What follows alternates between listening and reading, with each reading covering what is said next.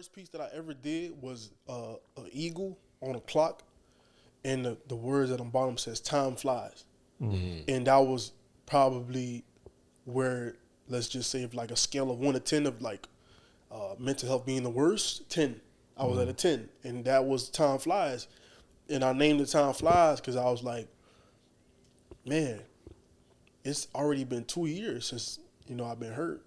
Oh shit! And I'm here and I'm doing this.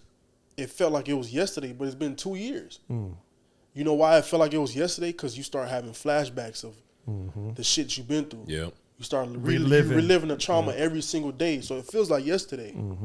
So that piece was "Time flies," because you can go look at it today and you can have a memory of some shit that you went through and it felt like yesterday, but it was literally 5 years ago. Time does fly. Cause they thought I'd never make it. See me fall down and they celebrate it. Learn how to win with no demonstration. How about the cool got a ventilated? Cause I can't see shit out on 95. Prolific little bitch, I see dollar signs. The shit I done seen got me traumatized. Tryna clear all the pain in my mama's eyes. And my daughter, she watching me closely. Tryna better myself like I should be. Had to chill out with all of that street shit. I came a long way, but don't push me. Rest in peace to my bro, it ain't right, dawg. 20 bands, nothing that's light sauce. Hit the booth and I turn all the lights off. Gotta get in my zone. Gotta turn on my phone, cause all them smiles is fake and I see it. Bad guy, if I got out, be it. Baptized, but I'm living with demons. Trap vibes, so I'm cashing out Neiman's. No face, where these bitches is. Hype you up. Sauce it up. Sauce it up. Chill. I'm chilling. What's going on, guys? What's going on? What up? What's the word? Welcome to episode 35, Tray 5 of Prolific Podcast.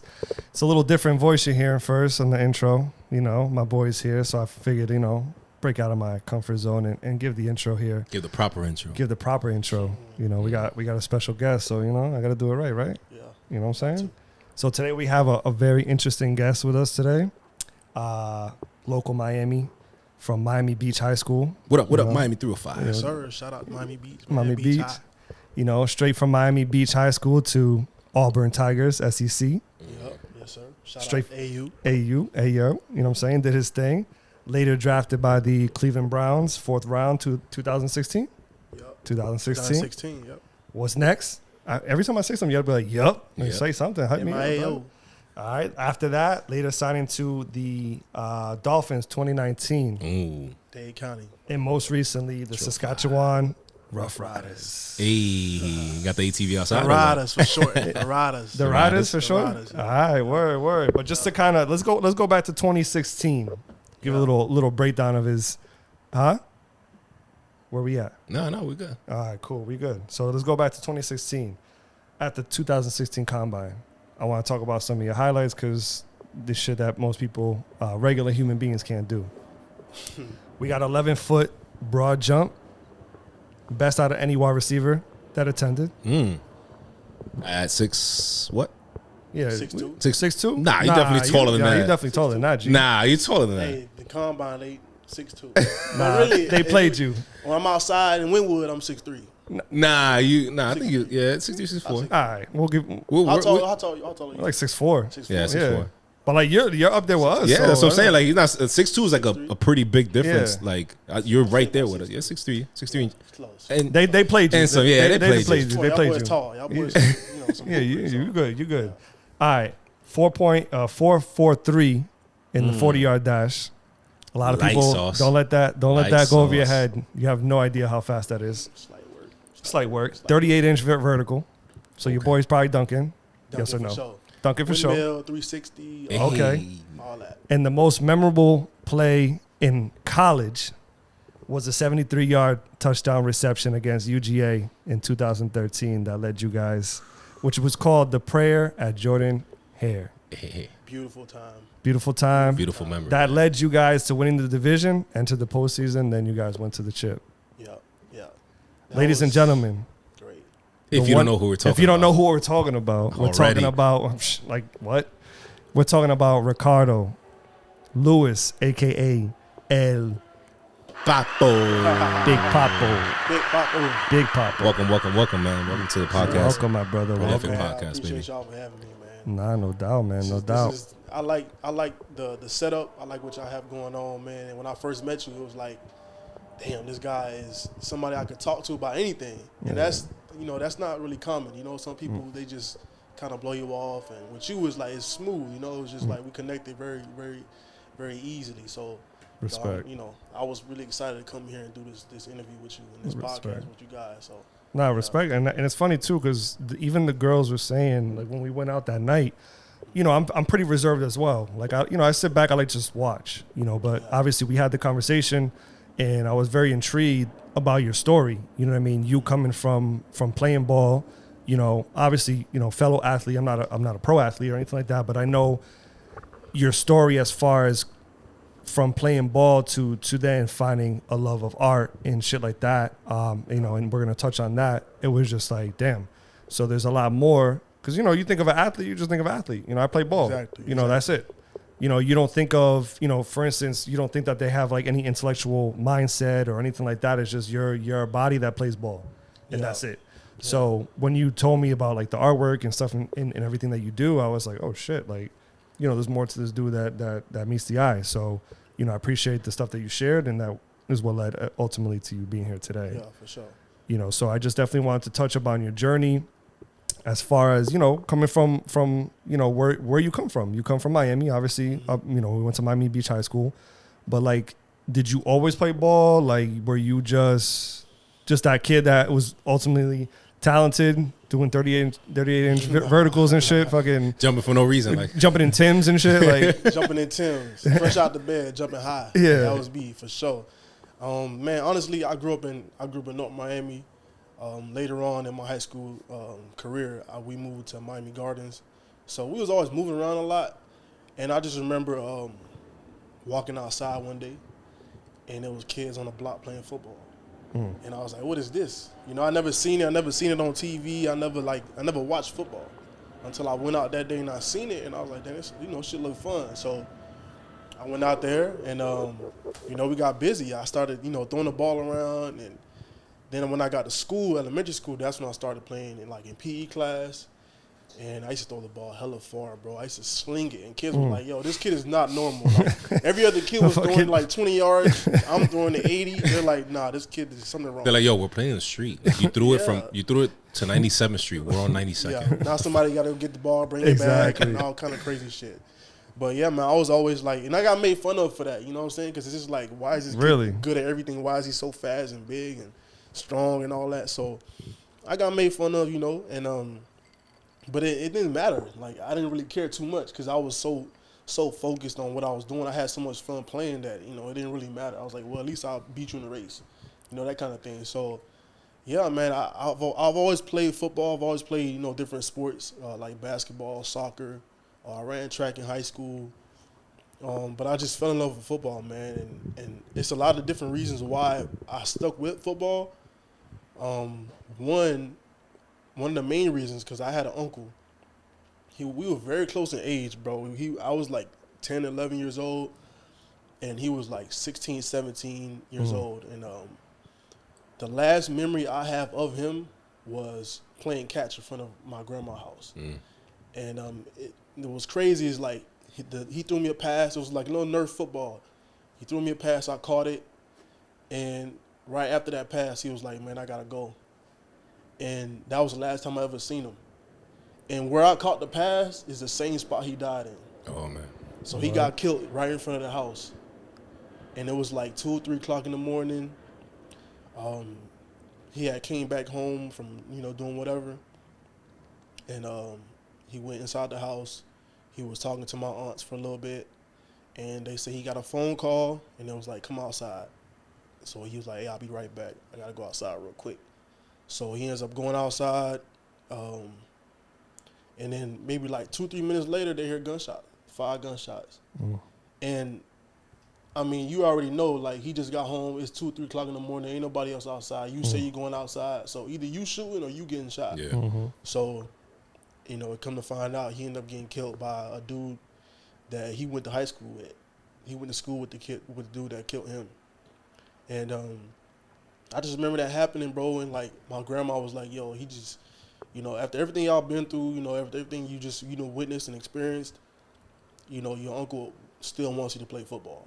So you should do that. You should take that. Because my last memory was catching the football from him. With him, yeah. So I took that, and I was probably like 11 years old at the time, and that was my first year playing football, actually. So that was always my, that was one of my driving forces why I, like, was so adamant about being the best in football, along with, you know, just the struggle, along with just, like, experiencing life as a kid growing up, you know, in Miami. So there's a lot of different reasons, but, like, that's kind of, like, one of the main reasons where I couldn't go get revenge. Because at a young age, we knew, like, somebody killed somebody, now somebody got to go, you know, get revenge. I couldn't do that. I wanted to, but I was, like, 11 years old. Yeah. So my revenge was, like, really just playing ball, bro, and just, you know, using that energy towards football. Now, was he trying to, like, was he going towards, like, he wanted to be a football player? Or he just kind of, like, he was just, like, playing with you? He was so caught up in the street life that, like, he tried to go the right direction and play football. He actually tried to do it, and he, you know, he was so deep in the street life that he wasn't really. Yeah, just get pulled back. Yeah, he got pulled back. He wasn't really as good as everybody else. Everybody's running sprints, and he's, like, in the back. That's not good when you're trying out for a team. You know, it's like you're not really in shape. You're not ready for this. So he kind of felt discouraged at that time, and he's like, you know, fuck it, I'm gonna just keep it in the streets. Yeah, and that's what he did. You know, and. No, I mean, when you're in that situation too, bro, like, you know, you want to play ball, but at the end of the day, you got to make your money. You know what I mean? Sure. If you're making easy money in the streets, of course, you know, unless you have a crazy support system, you're going to resort to doing what you got to do, you know, at the end of the day. Yeah, and it's unfortunate. You know, you see a lot of people that, you know, grew up in the streets that are nasty, basketball, football, baseball, whatever, but they got to do what they got to do. And, you know, the training and all this other shit, that's not paying the bills. That's not, you know, putting food on the table. So if they even get that. Sorry to interrupt. The easy example, like, I thought about that while you were saying the story. Like, I think about a lot of people that played N1, if you remember N1. Like, there was a bunch of street dudes that got an opportunity to make some money playing ball and they actually got televised. But, like, they would say the same thing. If you saw I think they did a series. I don't know if it was Netflix or something. I saw it recently. And they were like, yeah, like, yo, N1 is cool and all that, but, like, they're paying me $20,000 a year. Yeah. Like, what am I can make that money in the street in a week. Yeah. You know what I'm saying? So, like, it's difficult to balance that. You know what I'm saying? So, bro, that's so true, bro. Like, you hear those type of stories all across the United States. Yeah. Bro. I'm at Wendy's, I'm at Pep Boys, I'm at, you know, this spot, I'm at that spot. I'm working, but I'm not making enough. The money's slow. But the fast money come fast. You know? So it's but you're trying to do right. You're trying to do right, but it's like, I got this due, I got this bill, I got baby mama, I got the car note, I got all kind of stuff going on. So it's like, man, I'm gonna keep it in the street because this money coming fast, and you know, you taking a chance, like you taking a risk. And some dudes, they end up making the right decision, and using that money that they make to do smart things with it, like investing. Exactly. I know a couple of street dudes that, like, was my OG that was, like, helping me come up whenever I needed some help, like my pro day. I had one of my OGs, he bought me my pro day suit. I had one of my OGs help out with a lot. And one of the things I learned from him was real estate. That was one of the first things I learned was real estate from him. He was like, you know, I took the money that I made. You know, it wasn't good what I was doing, but I had to find a way to make bread and make ends meet.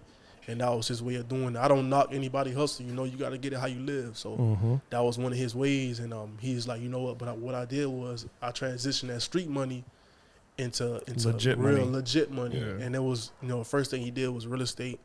And that's when I first learned about real estate. So my dad been in it, but hearing it from him, a dude that I could relate with a little bit, it was like, damn, I want to do the same thing. When I get some bread, when I get some money, I'm going to invest. I'm going to do this thing with real estate and all that like he did. So yeah. Nah, so you blessed, bro, because I mean, I come from a similar background, you know what I mean? But we're talking people that have 50, 60, 70K on them. Yeah. And it's like, dog, you can't do nothing with that money. Weekly. Like, you can't do nothing with that money. Like, you're stuck. You got to go, and that's, I'm going to go to the casino and just ball out. You know what I mean? Go to clubs. And I'm like, dog, like, you know, at that time we're young, you know, I'm not thinking about, oh, let's invest in real estate. You know, I just, you know, later on I had to learn on my own, but like, that's good that you had someone that was like, nah, like, do this. You know what I mean? Because The smart ones are the ones that, you know, let me make my quick money, but then let me put it legit so then I can like back up off of this and live. You know what I mean? I guess he's seen like potential. I think around that time when he told me that, I was like in college, and it was after, you know, the prayer and Jordan Hair. So I had kind of some traction in college, and like he seen the potential, and he started to put me on certain things. We didn't keep me too much in the loop with everything, but that was one of the things that stick out in my head, because that's something that I'm doing now to this day. You know what I'm saying? So it's like I know a lot of guys who in the league and like who just successful in general, who come from an environment where it's like you can't really make it out. It's hard to make it out, you know? But you got people like him who in the streets, who deep in the streets, who kind of keeping you away from that pressure, keeping you away from like the danger, basically, like trying to making decisions like, I want to be a drug dealer, I want to be a jap boy, I want to be a killer. Like they're like, nah, man, you good at football, you good at basketball, stick to that. Let me do what I'm doing. I got this. You got that. And if you need help with something like that, I got you. But this street shit ain't for you. Yeah. So there's a lot of dudes who look out for guys like that, and that's good. Like you said, we blessed, you know. So I was because some people bring you the other way, like, for sure. Oh, you making money, bro? Let's, you know what I mean? And it's like, oh, come on, man, like. Because they'll use you as like the outlet, like you're the golden boy, so you're clean. You know what I mean? So let me, you know, put my money into something like this or whatever, and then you know maybe you know what's the name? Tarnish like your figure from trying to use you for something else. That'll fuck everything up because you trust them. You know, it's like you got that. That's your OG. Like, it's the OG. You know, so. Now, were you close with your pops growing up? Yeah. My pops, he was there for sure. My parents, they separated at an early age, but he made an effort to always be around. You know what I'm saying? And I respect him for that. You know, because it's very easy for you to, as a father, have kids to just bounce. Yeah. He could have been in New York. He could have been like in Canada. He could have been anywhere in the world. But he was like, you know what? I'm gonna be here for my son. And like he had some other kids, you know, later on. But he was there, man. He helped me out a lot. As far as just like keeping me on the right track. Because there's been a lot of times where he had to pull up to the school for me fighting, getting in trouble. My mom calling him like, man, you gotta talk to this kid. It was like 50-50 where I'm balling, I'm doing my thing, and like I love what I'm doing, but I'm walking home and I'm walking past the trap, and I know the dudes that's in the trap, and I'll stop to talk to him, and it could easily be like, yo, hey, run this down the block for me real quick. Yeah. I'll give you $100. Exactly. You know what I'm saying? Yeah. It's like, and as a kid, you're like, dog, you know. And back in then, $100, them chips were 25 cents. Like, not only that, like it's just like you're just in that environment where you're like, I don't need to know what you're telling me to do because I'm a kid. I'm kind of like oblivious to the fact of like, I just know that this nigga told me 100. Yeah, that's a pair of sneakers back in the day. You know what I mean? Like that's so like I get it. But you also want the respect of the street. You know what I mean? So it's like if I say no, then now I'm a cornball, and maybe they're not gonna treat me with that same respect. Exactly.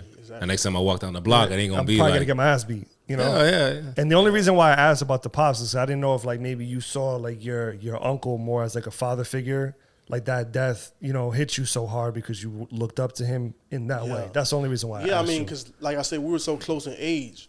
You know, I mean, uncle, you think like uncle. Yeah, of course. You know what I'm saying? But he was like, it was like your cousin. That's pretty much your cousin. Yeah, exactly. It's like the older brother damn near. So, like, I spent a lot of time at the house with him, you know, and like I just thought he was cool. He had dirt bikes. He was, you know, dressing up fresh. Had a nice Impala with the rims, like, you know what I'm saying? Like he was with the armor on. Always cleaning it. Like he had a big old school, man. He was the OG, like he was a G, and he got a lot of respect, you know. And I wanted to kind of be like him, but that's one thing that we always talk about. Yeah, I wanted to be like him at a certain point, and my mom was like, you know, when he passed away, I didn't know, you know, why. I didn't know what happened. You didn't understand it. No, I didn't understand. How old were you? 11. I was 11. Yeah. Okay. He died at 17. 17. So, you know, around that age, you could look at today, like a lot of dudes that's killing people in, you know, Chicago, even here, like all over the U.S. and the hoods, the kids that's killing folks, they like 16 years old, 16, 17. Man. 16, 17. People think like, oh, it's just a kid. Yeah. And I told him when I first moved into this area, some shit happened to me right here on the corner. And I had my strap on me, but these were kids. I'm talking like 13 years old. So at first I'm like, oh no, those are kids. And the way I was like, oh no, hold up. You know what I mean? Yeah. It was two of them, and it was like 10:30 at night. I was going for a run. And then I'm like, I live in Dominican Republic. The 7-year-olds will stab you for that watch. You know what I mean? Like they'll kill you for that. Yeah. So when I saw them, I'm like, oh no, those are just kids. But then I like gave like a double take, like, nah, hold up, let me just make sure I watch them. And they tried, and I had my strap on me. So I was just like, I just pulled it out, like, dog, like I don't want to do this. I don't want to. You're a kid, dog. Like you're a kid. Like I don't know how I'm gonna live. Like obviously you can be like, oh, I'll blast both of them, but. Yeah, that's like a movie shit. Like, in real life, it's a different story. And when I did, like the time did, it's like, yo, it's just slowed down. I'm just looking at them like, yo, please don't do this. Like, I don't want to do this, but I'm gonna do it if you try it. Yeah, and they stopped, and then they just kind of like ran away, and they got into a car that pulled up right next to them, and they got in the car and dipped out. Yeah. So it's like you never know. Like nowadays, it's the young boys that are the ones you have to really worry about. Kids, you just never know, bro. And I'm glad you brought that up because it's like you got to think the reason why they even out at that time as kids trying to do what they doing. Mm-hmm. Like, why you out here? Is it because, like, you ain't really got it like that at home? You ain't got no supervision like that. You being led wrong by somebody who's like, hey, man, go hit that lick right there. Mm-hmm. And you're like, okay. And he mentioned it too. The last episode. The last episode that I interviewed him, because we did something recently where, just so that people get to know us better, we talked about a lot of shit that him and I talk about, but shit that I never even knew about him. And then we did an episode about me, where he was saying that, he used to get home, get dressed, and get the fuck out and hit the streets because it was my escape. That was his escape. Like, from the reality of, like, yo, when I go home, like, ain't no food. There's nothing there. Yeah. It's like, yo, like, mom's not home because she got to work 2-3 jobs. Sister's home because she got to hold the house down and cook for me. Yeah. But, like, what she's cooking for me is, like, oodles and noodles, nigga. Yeah. So I'm like, nah, I'm gonna go to hot dogs. I'm gonna go down the block and rob somebody. Like, you know what I mean? Like, it's just like I'm gonna go get something better. So like, I understand that, and I understand that situation when you told us about that, because I'm like, all right, first of all, it's not even the area for that, because I was like, damn, it's really not in front of your building. Really I'm like, no, hold up, this shit is like nice. This is a nice area, but it caught me off guard because I was like, oh no, I live in a nice area. So you're not about to be from the hood and rob motherfuckers in your hood. Yeah, exactly. You're gonna go. So they go out. They about to go with them. It's like, give me your money. You're like, dog, I'm broke. What? Here, I got some gum in my shit. Take my gum. And it's true. Like when we were kids, like, when it came to like stealing bikes and shit, when we were kids, you always go to the nice neighborhoods and steal a bike, and then you go back. Yeah. And that's why it caught me off guard. Like, I'm like, nah, I'm good. I live in a nice area. So I'm like walking, I'm like, nah, hold up. Like, my past taught me better than this. And that's when I gave like the double take. And when I gave the double take was when they were making that approach. And I was just like, dog. Like, there's 15 and 1 in the club. I was like, dog, like 16, dog. Yeah. Like, please don't do this. And it's funny because, like, even afterwards, I was like, how would I feel if I would have had to do it? Obviously you're gonna do what you gotta do to protect yourself, but like it's a lot harder than people think, though. It's a lot harder. Yo, you talk, you can talk shit all day, bro. But when you pull out, like, it's not like the movies, man. I tell people all the time, like, yo, I know some real killers, right? Like, in hoods, and then I know like some frauds, right? Yeah. Like, dog, it's not easy to take out a gun and actually shoot it. Yeah. It's easy to take out a gun and intimidate somebody, but to shoot somebody, like, because you're trying to be tough, that shit ain't easy, dog. So, like, I understand. I got some dudes that I know, and, like, this dude, I'm not going to say his name, but he told me a story. He was like, I mean, he'll know it. Like Frederick Douglass. Frederick Douglass over there on 47th Street. Yeah, John Doe down the block. John Doe. If y'all tell a story, he'll know what I'm talking about. But I remember he telling me the story of, like, these dudes that they kicked down his mom's, like, the door, like the front door of his mom's crib. They kicked it down and they threw some gas, some fireworks, like some pop, like whatever the little pop shit, make noise, whatever. They threw it in the crib, and it scared his mom. And she called him like, I don't know what's going on. Somebody just broke the door down and some noise, whatever. I don't know what it was. She was scared, and that got him so mad. And he knew who it was. Cause just fucking with him. They know where your mom. We know where your mom's staying. It's one of those things. Like, and that's the worst thing to know where you lay your head at. You know where your mom crib at, nigga. Like, it could have been worse. Yeah. So he said, in order for, like, them to not even get a chance to even make an attempt at his mom ever again, he went and figured out who it was and where they was at, and he let them have it. And he said, bro, after that, it was like I was just living with him. Yeah, you changed. Yeah, he felt like he was like, I'm living with the people that you know what I'm saying? You bring them with your life. It's crazy, bro. It was like, damn, that's. But that's real shit though. Like, it's an energy. We would talk about energy all the time. And it's funny because that's where I was kind of going with when I asked you about your uncle. Like, when you said that, my first thought, and sometimes I get too, too spiritual sometimes like that. Some people think, but whatever, it is what it is. I am who I fucking am. Yeah. But like when you told me that story about the last throw, like it felt, my feeling that I got inside of me was like he transitioned like all his energy into you. Yep. Like you caught that, and that was him, like giving you, like him, like you took him with you with that ball. Yeah. That was my first thought. So when you just said that, like that kind of reminded me because I kind of forgot. Everything good. Because what's crazy is like I never played catch with him before that. I had never played football, and like playing catch with him at that time was like probably one of the best things to happen to me because that's all I ever really wanted as a kid. Was just him to play catch with anybody. And especially like somebody that I love, like my dad and like him. I loved him a lot because he was always with me. Like he took me everywhere. Like we did everything together. So it's like playing catch with him was like, this is fun. I could do this every day, it's a role model. It's a role model, yeah. And my dad was always busy, and he had time. He made time for me. Like he took me to like football games, baseball games, like whenever he had the time. But what I love to do was like, I want to play. I want to spend time. That quality time was what I was longing for. And I feel like with the bullying and all that shit. Well, like they said like the kids were like picking on you and shit like that. Yeah. You will kind of need that escape. Yeah. You want that like human to human interaction, but like everyone's clowning you and shit like that, and that can either turn you into a fucking savage and fuck around and be in the streets, but then also that can turn you into someone that turns into a fucking savage on the field. Like I said, it's 50-50. You either take this route or that route, and like I said, it's a lot of because what they say. It takes a village to raise, to raise one, and I can tell you, it was a village, like from my aunts to my uncles to my mom, my dad. To all kind of people, and it's like without them, I probably wouldn't even be where I'm at now. And I always, thank God, and I'm blessed to even be where I'm at, just to be here breathing, talking to y'all right now, and just talking about like you bringing up my accomplishments, what I did in life, and like a lot of that stuff wouldn't have been possible if I didn't have the people in my life who seen the potential in me and to push me and to say, you know what. We're gonna pray for you. We're gonna wish the best for you. We're gonna lead you in the right direction, and it got me to a point, where I can be comfortable. And you got to put in the work too. Yeah, of course. People just wishing the best for you, praying for you, ain't enough for you to make it to the top. I'll pray for you. So you're like, all right, cool. Like I'm gonna make it to the NBA with that shit. Like, and go home and sit on the couch. Exactly. Like, play video games. Like, nigga, I was in the streets running, bro. I could go back to the Pep Boys that I used to run behind. Like after my freshman year in high school. We ran 40-yard dashes, and I had a slow time. And the dude that was a quarterback, he had a quicker time than me, and I was like, "Yo, I want to have the fastest time." Damn, the QB? Yeah, QB had a quarterback. What? He was running. Yeah, his name was Keon. Yeah. Shout out Keon. Boy. Keon was moving. Boy had them. Yo, I was like, damn, boy, I thought I was the fastest, and I seen him run. I was like, nah, I gotta get to it, bro. So what happened? I would every single day that summer, bro.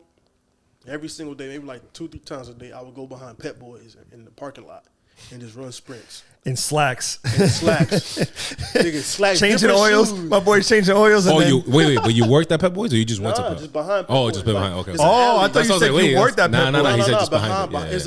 It's a parking lot. It's a street behind Pep Boys. My bad. I thought you said I was working at Pep Boys. That's why I was like, wait, you worked there? I was like, damn, dog. I ran, bro. I was putting in work behind Pep Boys. Oh, putting in work. I thought you said I worked. My bad. If the people that still worked there when I was, running behind there, they would know me because every single day I was back there running. Like, what age was that? What age was that? When you started taking it serious, when you're like, nah, like I gotta get that like competitive started. Okay, so like 16, high school. Yeah, 16, 17, around there. Going into my sophomore year, so like 16, 17. Gotcha. But yeah, so kind of going off of that then, so transitioning into, from being a kid and you finally deciding to take football seriously. I know you went to Auburn. You were drafted by the Browns. Mm-hmm. Now, when you're drafted, what came with that? Like, obviously, the, oh, shit. Excitement, right? Yeah. But then you get so he got bread now, especially when you come from, not the best means or humble beginnings. Now it's like, oh, the family members with the business ideas or the family members that are like, oh, I'm in debt or whatever. So what came with I got signed by the Browns? without, I don't want you to put, I don't want you to don't throw no family members under the bus. That question. You still got to see them on Sunday at church. You know what I'm saying? Like, I mean, honestly, the one word that comes to my mind is promises.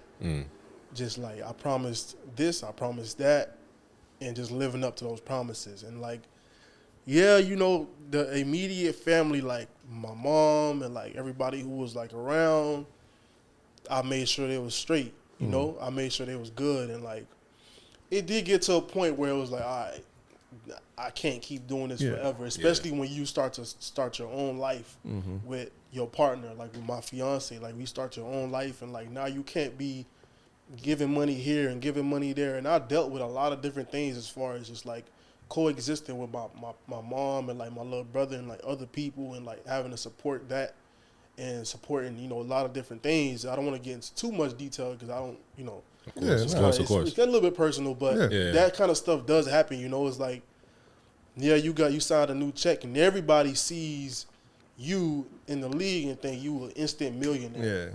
But they don't know that Mr. Sam, Uncle Sam, I was like, taxes. He coming through and slicing that bitch with a sword. He ain't bullshit. Oh, you made $1 million. Okay, yeah. Let me get half of that. Let me run that real quick. Oh, you run fast. Let me run that money fast too. Yeah, run that shit quick. Let me get that. And it's like, looking at my check and seeing how much, it gets crazy, bro. But just, out of curiosity, I don't really know. Like, so when you get a deal, do you get? Obviously, I would assume you don't get all of it up front, right? It's like in increments. Like an event. You get a signing bonus. Yeah, for the most part, like your signing bonus is in increments. Like you may get like a check. Like you get like a check every month. You get a check. You get a direct deposit, and it's like your signing bonus is this much. Like, let's say $500, and you'll get half of that, or you'll get a certain percentage of that, and they'll send it to you. And like before, so you will have to make the team. Like, you will have to prove yourself after that first check. And then you get to training camp, and you do your thing in training camp, and then that next check come through, and then now after that, it's like you start the salary, start getting paid what you get paid. And some people's signing bonuses be like, you can start from $200K, maybe even $50K, all the way up to however much your signing bonus is when you sign a contract. And depending on how they set up the contract, you get a certain percentage. It could be 50, 60, 70% of that signing bonus, and you'll get that.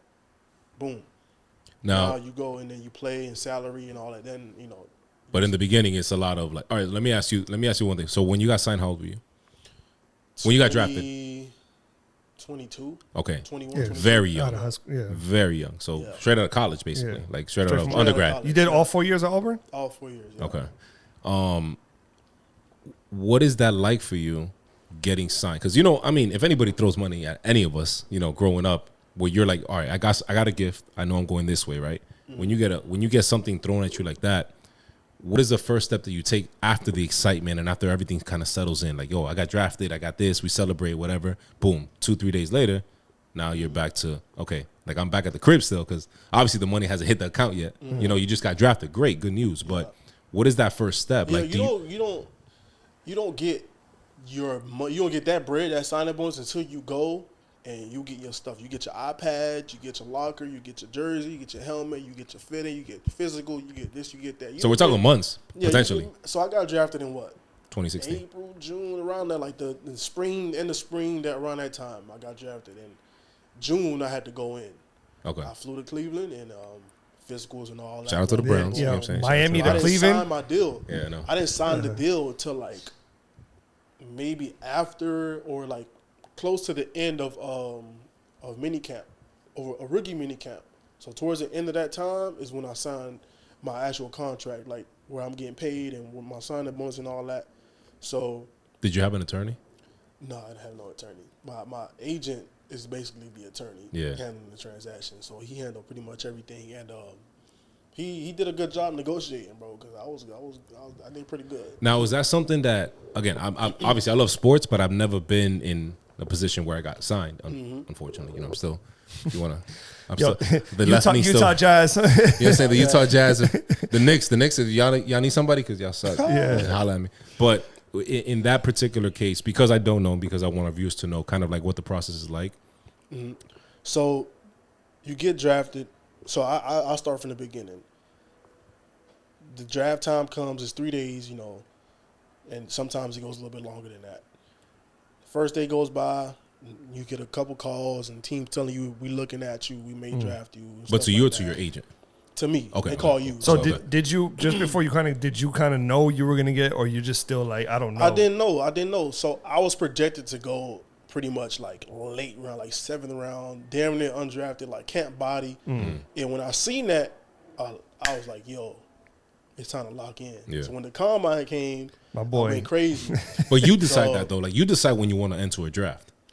Yeah, well, I mean, but you don't want to wait. You don't exactly. That's what I'm saying. But you decide though. So you're like after 3 years in college, you can say I'm entering the draft. I'm going and pro. then after 4 years, obviously, you go into the draft. Yeah. So basically, you can't decide after 3 years.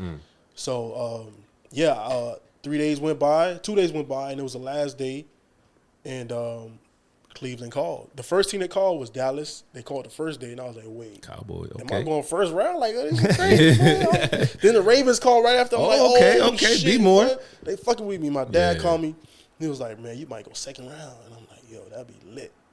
But I ended up going fourth, Still? Oh, shit. Come on now. Still? Going for it, it was all good, and it was a blessing. My peoples was there, and it happened. It was a surreal moment, and I always like visualized that moment. I always knew I was gonna get drafted because I put in the work. Yeah. I knew I did what I had to do to make sure I put myself in the best position to make it to the league and get drafted and all that. So, they called me. They was like, you ready to be a Brown? And I was like, what? I ain't even Cleveland. Like, something told me I was gonna end up somewhere cold, bro. Yeah, I was just about to say. I was like Miami boy going to Cleveland. Yo, bro. Oh, God, I knew it was gonna be cold, but it was all good, bro. And then I went, and then once you coming down the escalator, you got a guy who's waiting on you. You got your name, and you meet him, and y'all talk. You get your badge, you get in the car, you go to this facility. You meeting everybody. They talking to you. They offering you food. Hey, you want to eat? Everything good? Blase, blase. You meet everybody. You see the facility.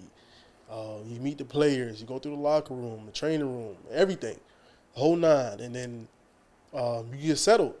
Now you got to figure out where you gonna stay, where you gonna live for the time being. You get your playbook. You get the jersey number that you're gonna be wearing. I got number 80. Oh, you don't get to pick. You don't get to pick. They give it to you. Yeah, you could pick.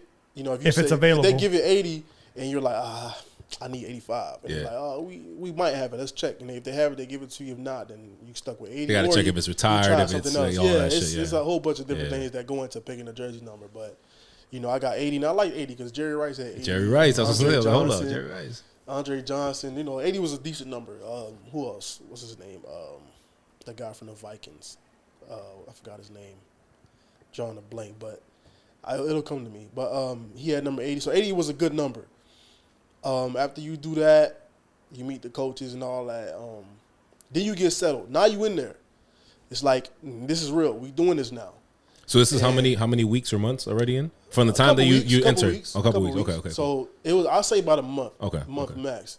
From the time I got drafted and that month that went, I was getting it down. I was like, boy, I got to get in shape. I got to get right. I was working out every single day after that time they called me. So you get there, you got to make sure can't drop that shit. I usually do 50 crunches. I'm going to do 100. Yeah. Dog, hey, that's your money. Not because you don't want to lose that opportunity. No, you want to get in there in shape, bro. You want to show them you made the right decision. Yeah, you really with it. So, you get set up, man. Then practice comes around, walkthroughs, meetings. Meetings be long as hell, bro. We in there for like hours and hours just talking about football, talking about film, talking about plays. You got to learn the playbook. You get the playbook, and the playbook is like this. You got to learn everything. Yeah. You got to learn everything. How fast can you learn? Yeah. Can you learn the play? You can look at the playbook. Like, you can look at these. Let's say these notes is the plays. You're like, oh, yeah, I got this shit, man. As soon as you walk around the corner, you forget it. You get to the field, you drawing a blank. You're like, fuck, what did they call the play? You're like, yo, what? Damn. So it's not as easy as high school football where you're just like, yo, pass me the fucking rock and I'm gonna just run. A play call could be like it could be twins right, YZ flex, 26 turbo, red option, Z fly kill to 92 option, 3 back whatever. Like, bro, it's literally like. I would have been like, you know what, bro, you lost me to XYZ. Bro, what? I would have been one word, bro. Literally one word changes everything. changes everything. And all you need to know as whatever position you playing. Yeah. Like if you're a receiver, you need to know like maybe 2 words out of that whole sentence. Yeah. The crowd going crazy. Yeah. Music. The quarterback is like talking to everybody. You gotta say what? Like sometimes you don't hear it, so you fuck up. But you know, you practice it so much, and we call the plays in meetings so much that like you just get it. Like it just comes to you naturally. So now did someone find like someone you had to find your own like apartment or house like over there? Yeah, they sure refer you guys They refer you like it's like a realtor and shit. Yeah, they give you a realtor, or they just kind of tell you where most players stay at. Like you can go here and there, and like so you just choose. I chose to stay like in the newer apartments that they had just came. It was perfect. Probably like 15, 20 minutes away, and that was the easy transition. But as far as like you get set up with that at first, you at a hotel because you don't know where you're staying at. I was gonna say like how do you plan because you haven't got the bread yet. You got the sign on, right? You said earlier you got the sign on, but like you're still technically between the sign on period and like before kind of training camp kind of season. So how do you get a place when you don't got the bread yet, but you're relocating? The team like they'll have a place for you to stay, like a hotel. Yeah. And they pay for it. Oh, okay, like, during training camp, they'll pay for like your stay, your travel, everything. They pay for everything. Okay. That makes sense. Huh? Yeah. So once you start, you sign your deal, and now you're on your own. One thing they pay for. Yeah, because you get paid. I mean, I don't know. I've heard about football, but I heard football players get paid weekly, right? Like every Sunday or something like that. But that's just like rumors. Like, is that true? Like once you're actually signed, the season is in full effect. Do NFL players get paid weekly? Like how is that? We was getting paid every 2 weeks. Yeah, it's bi-weekly. Every 2 weeks. It's like a salary. Every 2 weeks. Some guys get paid every week. Okay. Some teams they do it like that. They get paid every week. Well, in Cleveland, we was getting paid every 2 weeks. Okay. So it's like a bi-weekly check. Okay. Yeah. That makes sense. So then going off of that, did you ever feel homesick? Like when you first got over there? Nah. Nah. I was like on a mission. Yeah, bro. Literally, bro. It's because I mean, you growing up with your moms, your family and stuff like that. So now it's like I'm out. Yeah. Granted you're doing something good, but there's always just like damn man, I miss home. I had already been gone though. I left at 18. I went to Auburn. Oh, that's right. You went to Auburn. And when I came home, I was home for only like 5 days. Okay. Whenever I did come home. So I was gone, I was used to being away, being in Auburn, being somewhere totally different from Miami. So going to Cleveland was like, this is what I always wanted. So I can't really be homesick. It got to a certain point where I'm like, damn, I do, miss the warm weather. Because the shit do get cold, Yo, Cleveland is. And getting hit in the cold is a lot different than getting hit in the warm. No. Practicing in the cold. Practicing in the cold is terrible. Let's go back to getting practice. But I'm saying, but getting hit in football, bro, when it's cold, it's different, bro. That shit do that grass is hard, like the floor is hard. It's not like those, Bro, our coach bust his ass one year. I think it was my second year. The field was filled with ice. At Cleveland. In Cleveland. It was filled with ice. And he was like, he tried to make us practice on it. Like, bro, you got to be kidding me, bro. About to hurt the whole team. We got team. an indoor. You tripping. Let's go inside. He's like, yo, we going to try to practice. We doing walkthroughs. We trying to run plays and shit. Motherfuckers is slipping. Motherfuckers looking like this. Bro. looking like baby giraffes and shit. Yeah, bro. Legs going different ways and shit. Then he ended up busting his ass. And that's when he was like, yo, to the indoor. And I was like, about time, nigga. It took you to bust your ass to realize this shit ain't practice worthy, So we went in there and, it do get wild, bro. The wind, the snow, dog, everything is just crazy, bro. So then, on a positive note, what was what was your feeling first hitting the field, like legit? Like a game? Like game. Like I'm an NFL player though. I'm no longer like this ain't no bullshit. I'm not playing at Miami Beach High School over here. Like I'm not in the track in FIU fucking playing a pickup game. Like I'm really here. What was the first game? Who'd you play against? The Ravens. So I didn't go to I didn't start on offense off the rip. I started on special teams because I was just talented. I was killing shit. And they said this guy got to be on the field. So they put me on the field. I was playing special teams and it was against the Ravens. And I remember being on punt return, and I blocked the guy that I had, my man. I blocked my man all the way into the head coach, Jim Harbaugh.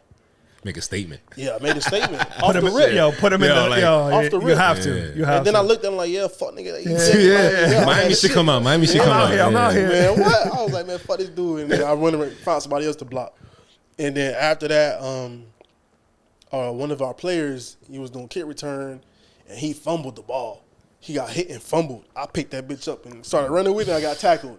And that kind of saved the drive. It saved the start of a drive. You fumbled on a kick return. We just got the ball back. Now that you give it away to the other teams, like that's terrible. Yeah. So I picked it up and I recovered it. And in film, bro, is like that's where you know who is doing what and who's good and who's not. Cause they'll take like your phone. They say it's your phone. It's the remote. Stop, play, record, slow down, the red dot. That red dot. This is where you fucked up. This is where you fucked up. It's like this player right here, who's number 55. Yeah. You're looking back and they're like, who's 55? And he's like, fuck, oh, shit. It's me. Me, coach. It's like, yo, either you did something good or you did something bad.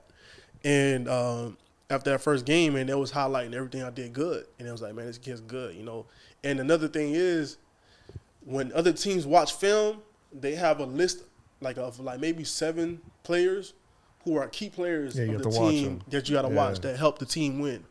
And he was like, Ricardo, you're going to be one of those guys that he put up on the board as a red dot guy. Like, just red dot. Like, this guy is like one of the reasons you got to watch out for him. We got to double team him. We got to make sure this guy is not disrupting our plays and stuff like that. So that was good, man. My first game was How would you bad. When you walked out? Did you feel like I made it? Like, nah, I didn't honestly like. It was I don't know, man. It was just it is what it was.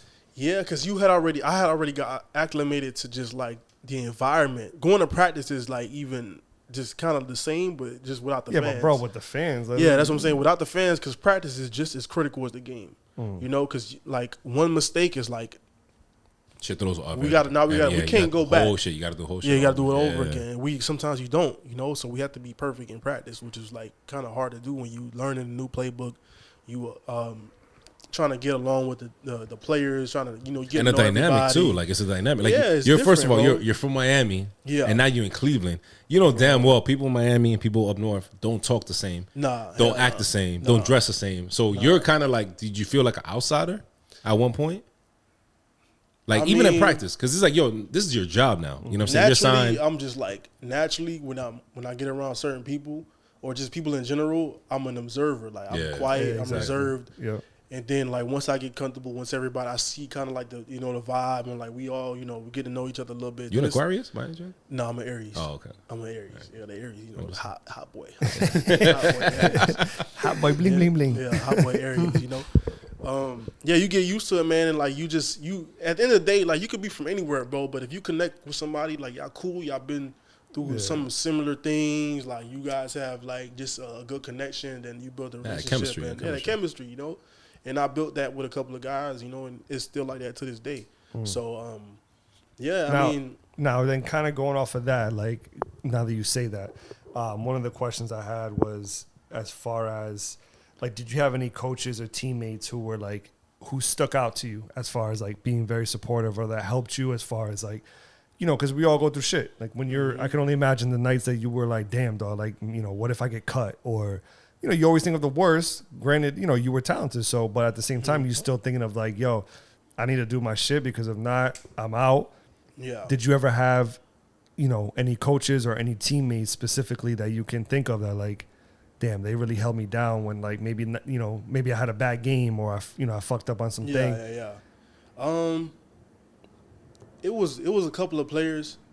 Kirko was like very encouraging. Jamar Taylor, Rashard Higgins, those are some of the guys that like, it's they understood what it was to be an NFL player, a professional. Yeah. And it's not easy when you're trying to balance being a new guy in the league and trying to live up to a standard, trying to be the best version of yourself every single day, trying to be a professional. Those guys made it to where it's like you don't have to put so much pressure on yourself because you're going to get that pressure regardless. But you putting extra pressure on yourself is like you don't have to do that as much. You can hold yourself to a standard. Like you can put yourself in a position to where it's like I'm this good and I'm going to continue to be this good. I'm always show I'm this good. But as far as like oh, the media, my coaches, my family members, this person, that person, the fans, everybody's watching me. I need to make sure I'm on point with it. Every little detail, all the time. Like, you start putting that pressure on yourself, and it's like, bro, you don't need to do that. Just focus on you. Focus on yourself. Focus on what you feel like you need to do. Don't worry about the outside. And you find yourself doing that a lot because the league becomes, to you, which is what it is, which is a business. You start to realize very quick that this is not the child's game, like me walking out on the block and I see guys playing for fun, just diving around in the muddle, in the puddles. It's just a business, man. That shit is, in the puddles. It's chess. Bro, it's not the same as that, bro. It's like, it's a business. And for some people, they turn the game that you love as a kid into a business, and they take the fun away. Yeah. They take the fun away. They take the love away. They take the passion away. For some guys, that happens, and for other guys, it's like, man, fuck them. Man, I'm gonna do what I do. This is what I do. I'm gonna keep doing it. Ain't nobody gonna stop me. Yeah, so, but not everybody can do that, though. Not everybody can do that. You know what I'm saying? There's certain people that are just like, all right, let me see. What? The Tom Brady's, right? Like it's like the obvious. But the thing is the that fucking LeBron James. I'm gonna say, because off of him, like I played baseball and I had a coach that made it very difficult for you to love the game, in the sense of just the shit that he would pull.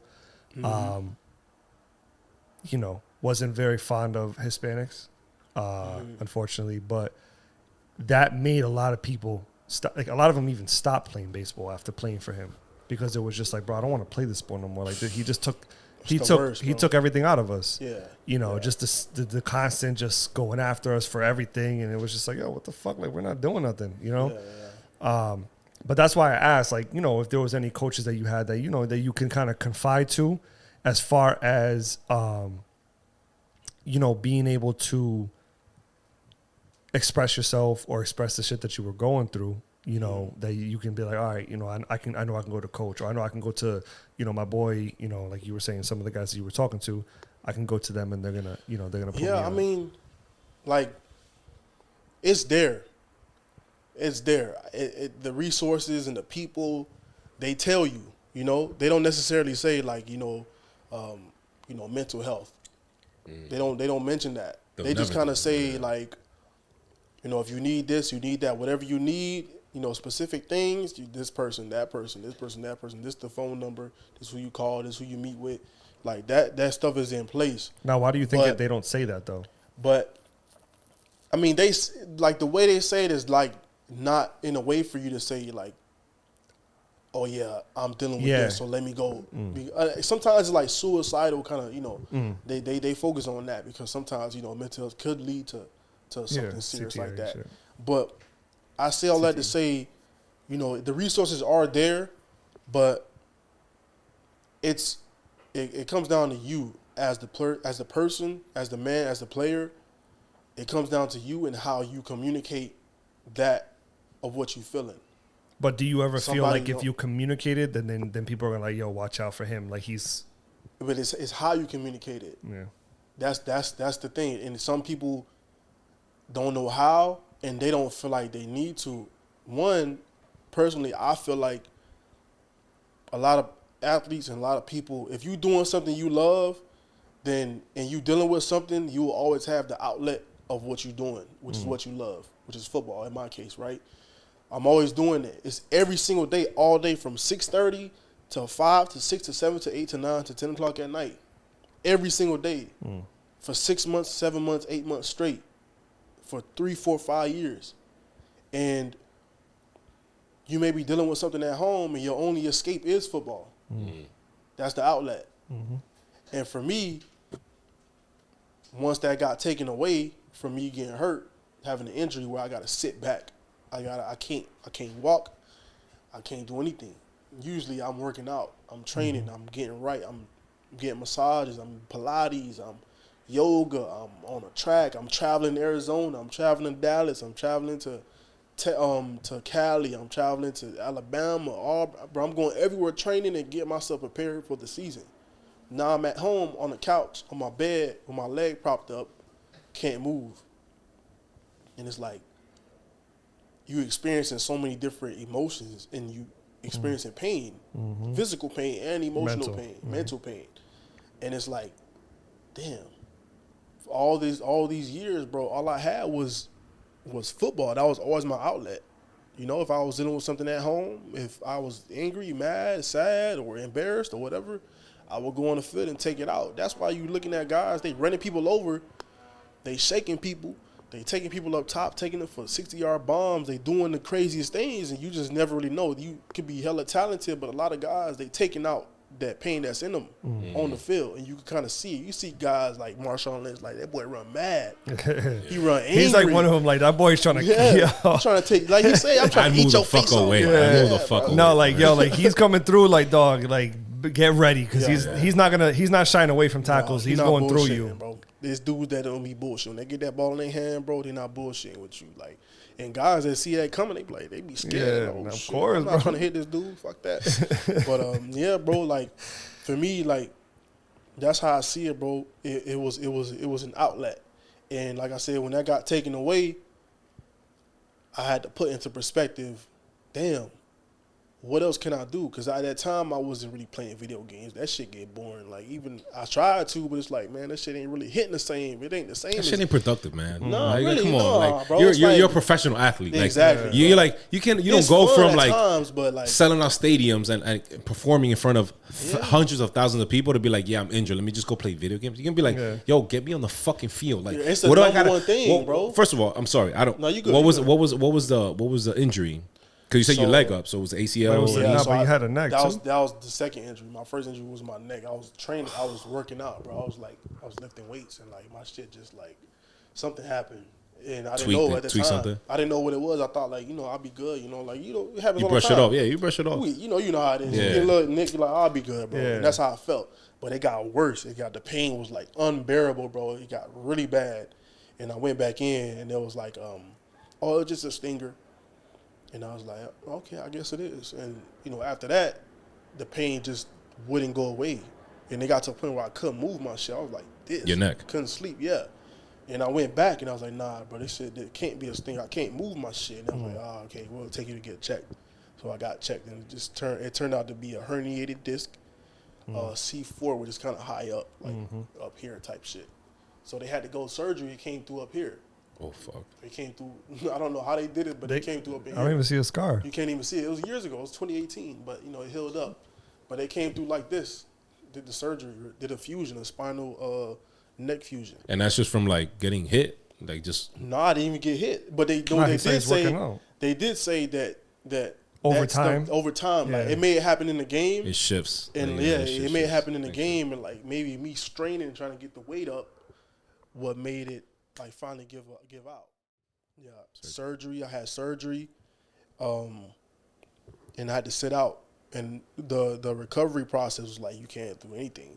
It's your neck. You do anything too different. Yeah, like you can't do legs. You can't do shit. I mean, you could do certain things. Like I was still doing. It's not the like, same. Don't get me wrong, bro. I had to do something. Yeah, because we stubborn. You know what I'm saying? We stubborn. Like, so shit. Lunges and shit. It's just a neck. Yeah, it's no big deal. Straight. But I was still doing little things, but I couldn't move. I couldn't like run. I couldn't do a lot of different shit that made me better. So I had to sit. And as I would sit, I'm like, man, I got to do something. The first injury, I didn't know, what I would do. I just kind of sat there, played video games, and I still wasn't. That was the neck.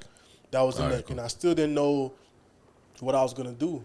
I didn't know what to do. I just, would let it heal for a couple months. The first 3-4 months, you let it heal to where you can start working out. And but 3-4 months is a long time. It is a long time. It's a long time. It is a long time. And I started to work out after those, 3-4 months. And I was training. I started working out every single day. I started getting myself back. I started getting back, and I started feeling really good. And then I started going. We went to mini camp, and I went through mini camp. They kind of limited me a little bit. I didn't do too much in mini camp. And then when it came time when that shit was over, mini camp was over. All that was over. OTAs was over. They was like, we're gonna let you go. So they cut me. They let me go. Shit. And I think OBJ had just came. Like that same day, O had came in the door.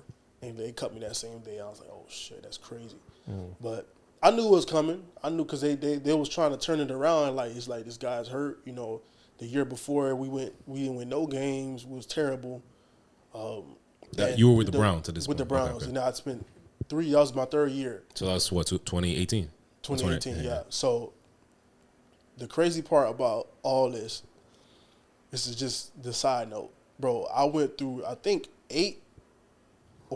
almost 8 or 9 different quarterbacks in 2 years. That's crazy at Cleveland, and it was like, bro, how can you even build a system, get a groove, and like some games, like one guy will play like 2-3 weeks, and then he'll get hurt or he just not doing good and he can't play, so they sit him, put somebody else in. Now you got to build a relationship with this dude, and he gets a concussion, same game. Now he's out, somebody else comes in, and I remember one year, I think it was my rookie year, we played the Patriots. Josh McCown, he started the game. He gets hurt, concussion, out early on in the game. They put Cody Kessler in. Cody gets hurt, out the game. Now here's a guy who just came in that Saturday. Friday they called him. Saturday he came in. Sunday he's playing. So he's 1 day in. He's not even a practicing. He's one day in.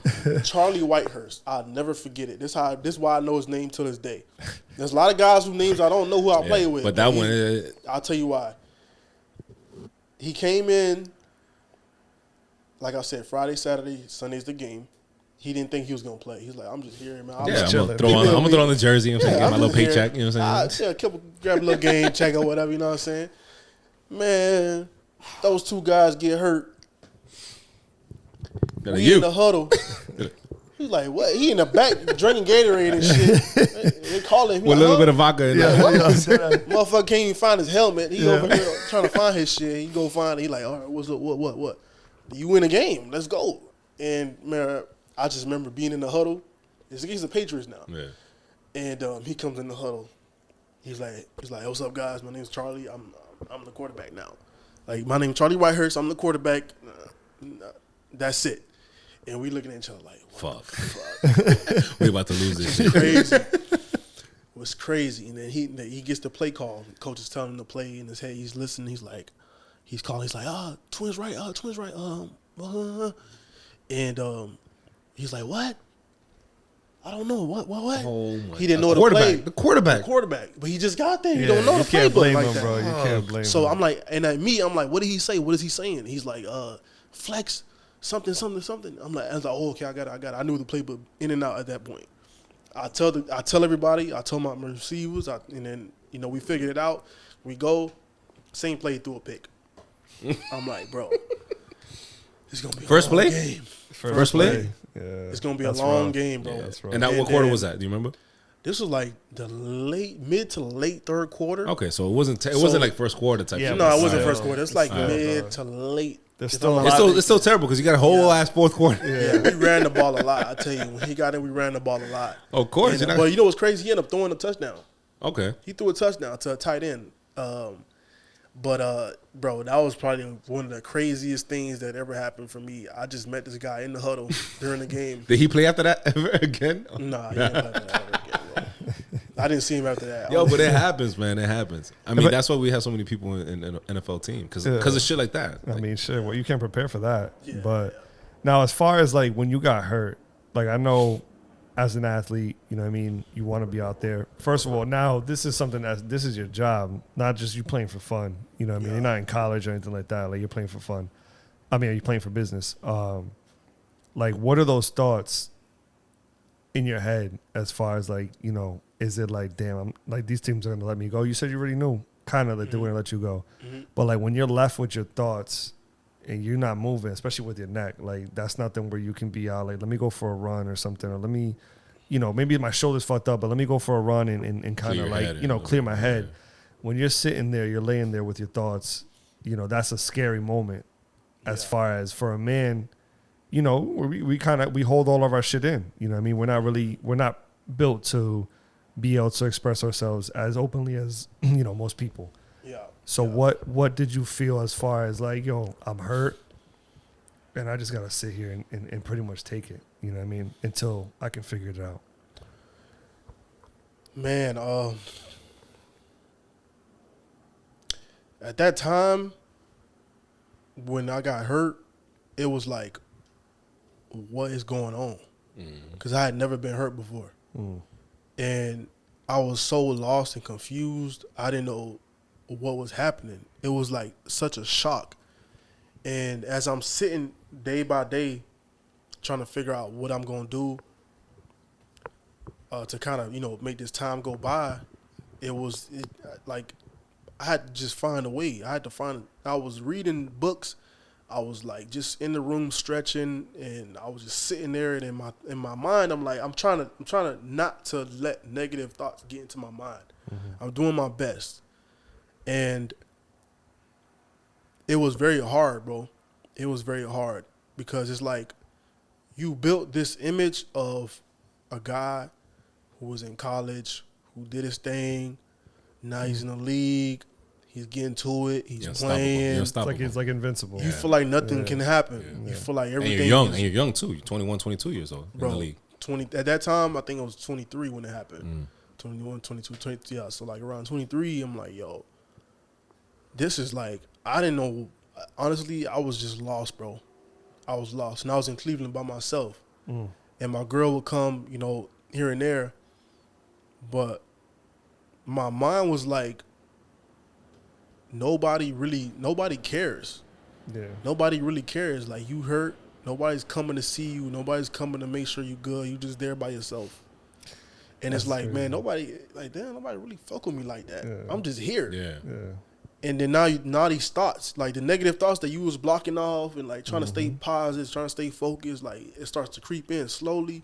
Okay, because you got nothing but time. Like you got nothing but time. You just sitting there. Too much time goes by where you just sitting there. Yeah. And it got to a point where finally I was able to like, go in and start working out. And like, I was looking forward to that. That's what like kept me from like going down, down that hole, rabbit hole, down that, that dark hole. That's what kept me, because I was like, man, at least I know in a couple months I'm gonna be able to play basketball again. I'm gonna go here. I'm gonna go work out. I'm gonna do my thing. I'm looking forward to that. That's my focus. So that happens.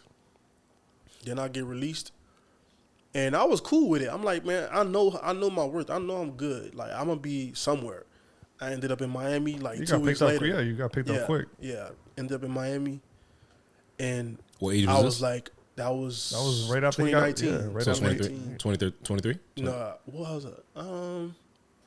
24. 24, okay. 24. Young as hell. He was right after they released him, they got picked up. So you were like already in contact, or they just hit you up like, yo, we heard you got, I guess my agent. Yeah, I was gonna say the agent they already they got it popping with him. So I was on point with that, and I knew I was gonna end up somewhere. I just like, I had played 2 years. I had the experience. Like, there was no way. Like, I couldn't end up somewhere. And you were still young.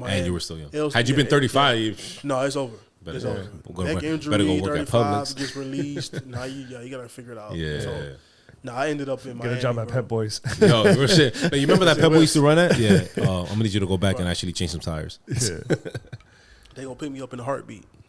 But so 23, 24. So how was that feeling? So that getting picked up by your home team. Essentially, it was fun, bro. It was exciting. It was an exciting moment, bro. Like, I'm going home. I get to put on for the crib, And I got there, and I was going crazy. I was going off. I brought a new spark to the team. I brought a new energy, and I had everything that I felt like I needed to get better at. I was working on that before I got to Miami. So I came in as a new player. I felt like I was brand new, and it showed. And the coaches was like, "This is crazy." Even after I left Miami, even after like Miami released me and I ended up, not playing and then going to Canada, players that play with the team will still tell me like, "Bro, coach still putting up film of you." Showing like this route that you ran like during practice during this time. And I'm like, damn, I was really doing my thing. But, in the midst of me, doing my thing, coming back and, on a track to have that comeback, I get hurt, knee injury. And that's when like it really started. Like that reality. That journey. Yeah, the reality of like, all right, this shit can really just be over. Just Yeah. Was it in the game or just? No, it was in practice. It was literally like the first day of minicamp, because we have OTAs and then we have minicamp. And minicamp is like just an extension of OTAs. Yeah. So yeah, kind of like the pregame to like the season. Yeah, exactly. Training, like you mini camp, and then you off for a month, and then you have a training camp. So it was the first day of mini camp, and I just run the route. You know, my knee gets stuck in the ground, and my knee just boom. I mean, because you mad fast, nigga. Like, I was looking at the videos. I'm like, this nigga's doing cool. Yeah. And then I'm thinking, oh, he's gonna run straight. And then out of nowhere, another cut. I'm like, yo, this trying to stop on a dime, bro. Like trying to stop. But that stop on a dime, that shit is not. Nah, I mean, it's just the way that it happened. It was a route that we had never ran. My coach was like, run this route. And I was like, all right, whatever. Because he felt like I could run every route. Yeah. So he's like, run this route. You got the speed. So they're going to just throw mad random shit. Exactly. So I ran that route. And, like, it just was just a weird cut. Like, it just happened, like, so fast, bro. My knee was just like, boom. I'm like, yo, what the fuck? And I felt that. I started screaming, like, ACL. And, people, it happens all the time. ACL. Yeah. There's nothing. But that, like I said, bro, that shit started like just like a downhill spiral of just like negativity, bro. Yeah. Mindset. Consumes you. Yeah, and it's like, why me? You asking yourself, why me? How?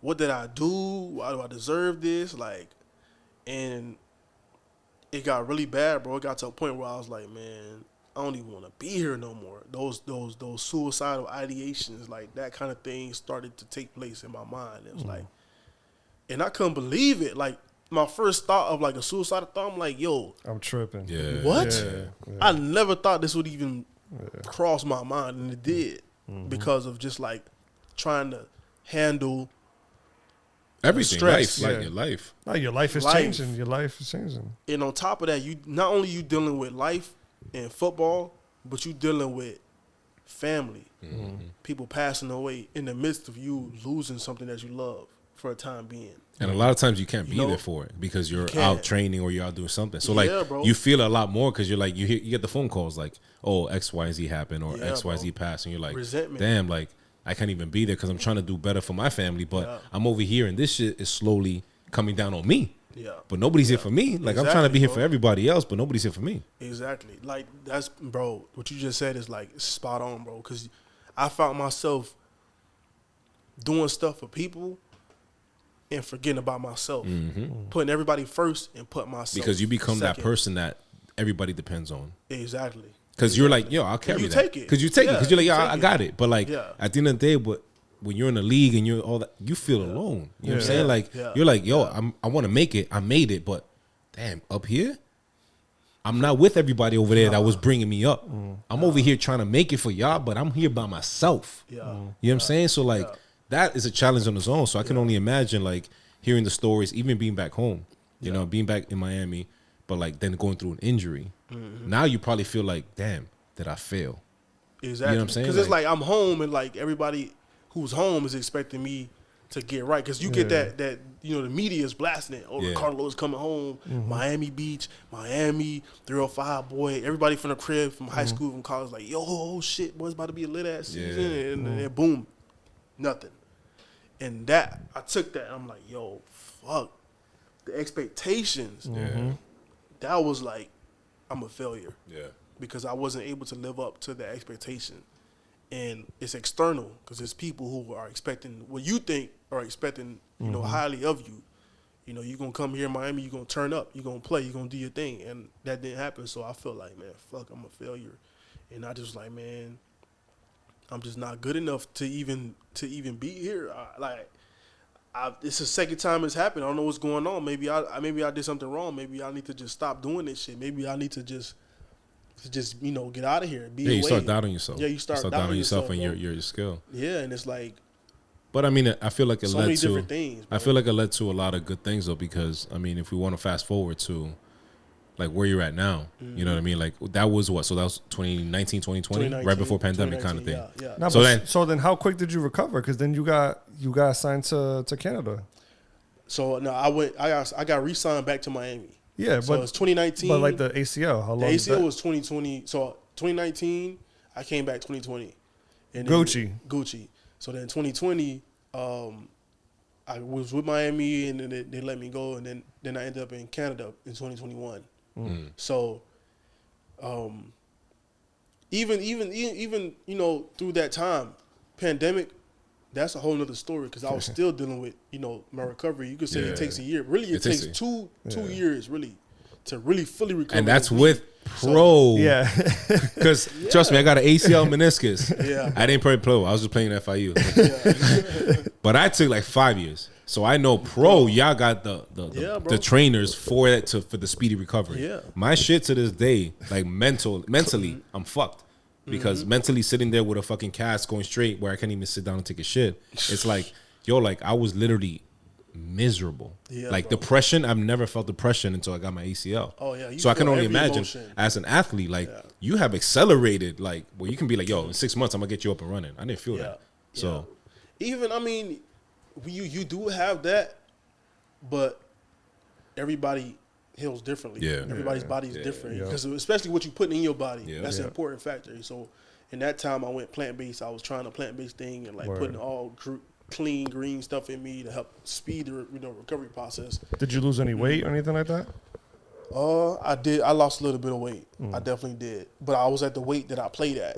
So I was still strong, still fast, and I was able to come back. And I came back and had the same energy. You know, it was a little bit different. My body was different, you know. Just, you know, coming from an ACL, your body is just... Everything is different. Everything's different. 2 surgeries, you know.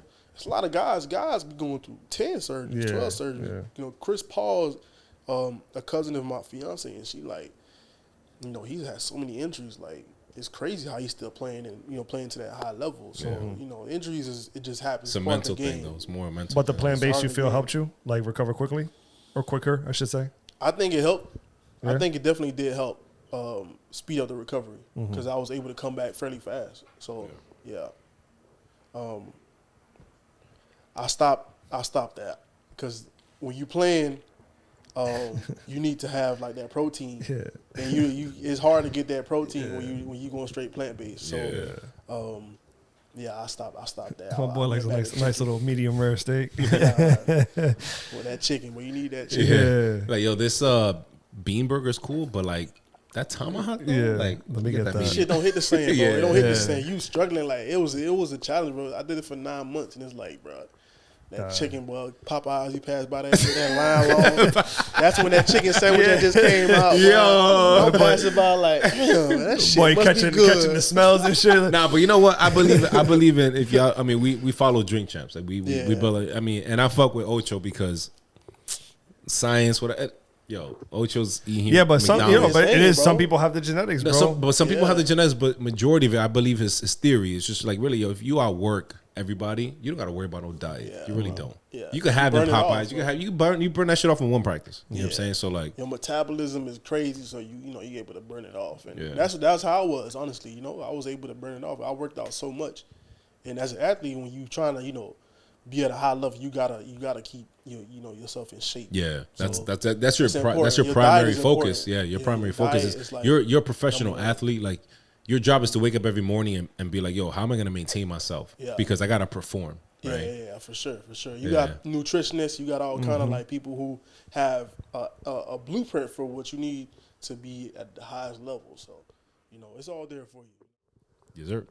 All right, so kind of like I would like to transition then kind of off of, you know, obviously you went through all of that and, you know, the feeling of being alone in an injury, you know, me and you talked offline about, you know, just the process of being, you know, in a hospital or something like that, or just being hurt or being sick or whatever, being by yourself. Now, I know after football, granted, you know, you went to play for Canada and everything like that, but you have recently transitioned into artwork. You know, you became, you know. Yeah. Now, I'm curious, like, you know, from when I first met you, that conversation was like, okay, so how does someone come from, you know, a masculine dominated industry as far as football to go into a more, like, you tapped in more into your feminine energy and became an artist? You know, where did that come from? Was it just you just picked it up, or did you always, like, as a kid, did you draw or paint, or did you just, like, where did this come from? Yeah, it's always been there. It's always been there since a kid, man. I used to always have this sketchbook that I would draw Dragon Ball Z. I would draw cars. Hey. Shout out to Dragon Ball Z, yo. Early Super 2000s, Dragon Ball Z was lit, man. He was hitting back then. Yeah. I used to love that shit, bro. I used to draw everybody. Vegeta. You know what I'm saying? I used to draw cars. I love cars. It's like number one on the list. I used to draw houses. I drew everything, bro. And kind of went away when, you know, that kind of wasn't cool anymore. Yeah. You know, it wasn't the thing that you're right, though. Like, that shit did phase out hard. Like, quick stop. Yeah. It was football. It was like, that's the cool shit. That's what we do. That's it. Fuck art. And, you know, it was always there. You know, I always had a passion for art. But it didn't come back until, you know, I started to get hurt, and I had to ask myself, like, so now I had this outlet that I've had for 15, 20 years is getting taken away from me. What do I have to replace it with? When this is all, because this shit could be over today. After knee, after neck, after whatever, this shit can really get taken away today. So what is it that you can do to replace that? And I had to sit and really reflect in the darkest moment of my life. And I had a conversation with my counselor from high school, and she said, whatever it is that you love to do, you could do it right there at home. And I was like, damn, you're right. I went to Michael's, got a little canvas, got some paint, and got the painting. Started with a little mini canvas, did a couple little cartoon characters with some words on it, and then I transitioned into larger pieces, and then I realized that I liked abstract. I started doing abstract work. Then I started to find my rhythm, find my flow, find, you know, the music that I like to listen to that allows me to really get in a creative mindset. What music is that? Music like R&B, 90s R&B. Hey, Bob Marley. That's my shit. That Bob Marley, that cool, that smooth vibe, that chill vibe. You know, the real music. Let's call it what it is. It's like real music, man. Like exactly, Boyz II Men, Jodeci, like that's like real 90s R&B music. Yes. Right. Something smooth, something that just allow you to just coast through just breeze through the paint and breeze through the flow of what you're doing. Like everything is just smooth, and that's how, you know, I was able to create shit. So, I got into like doing bigger pieces and bigger and more pieces. It got to a point that it became therapy for me. So I was so deep in a dark hole that my room got filled with artwork. Pieces everywhere. It's like, yo, what you been doing? Like literally people will come to the house, my mom, my lady, people come knock on the door. Yo, you good? What's going on? Why you in the room so long? Hours at a time, just in there, not only coming out to grab a drink, grab some food, take a piss, take a shit, go back in there, and I'm painting music, playing, watching highlights, watching this, watching that. In the dark sometimes, just like in there. And I was just producing. I was just putting shit out, just doing it. No, for no reason at all. I wasn't trying to sell it. I wasn't trying to like.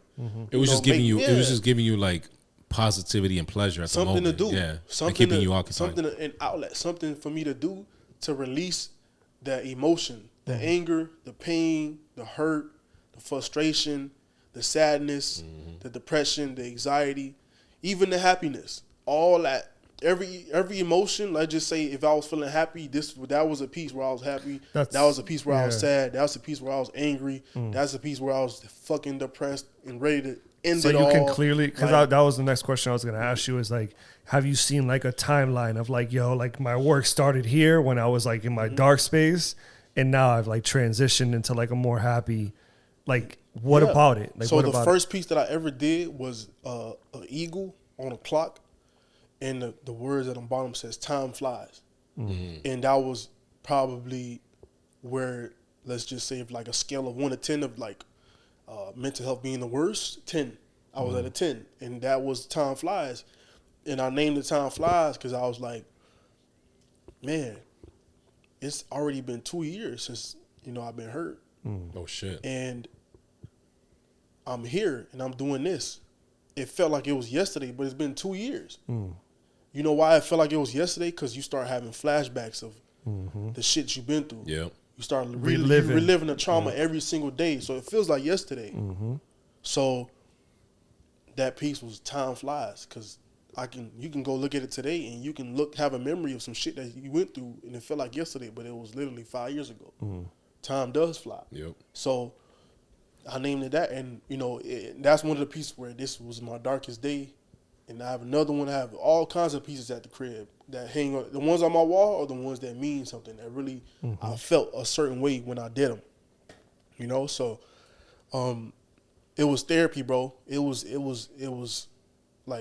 something that I did that helped me get through the darkest time. Because another thing is, like, you know how it is when you come from a family who came from a different country, and they came from the worst. They came from nothing. Literally, they used to live in a shack, and they had to walk to work.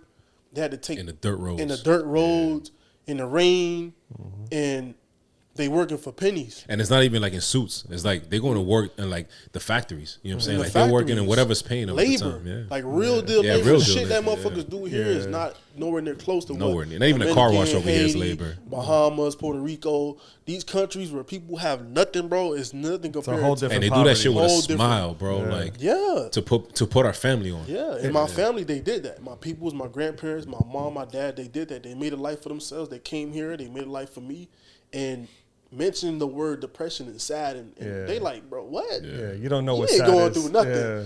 You don't know what sadness is. You don't know what depression is. Have you ever had to walk 10 miles to work? Yeah. You ain't had to do that. That's nothing. So that mindset of me, like, man, I can't let myself fall into this hole too deep, bro, because I'm gonna look weak. I feel weak if I just keep letting myself keep feeling pity for myself, feeling sorry for myself, keep feeling like I'm not worth anything, and everybody needs to feel sorry for me. I started to feel like, man, this depression shit, this anxiety shit, I have to get over this shit. And that's what the art allowed me to do. It allowed me to get over that hump.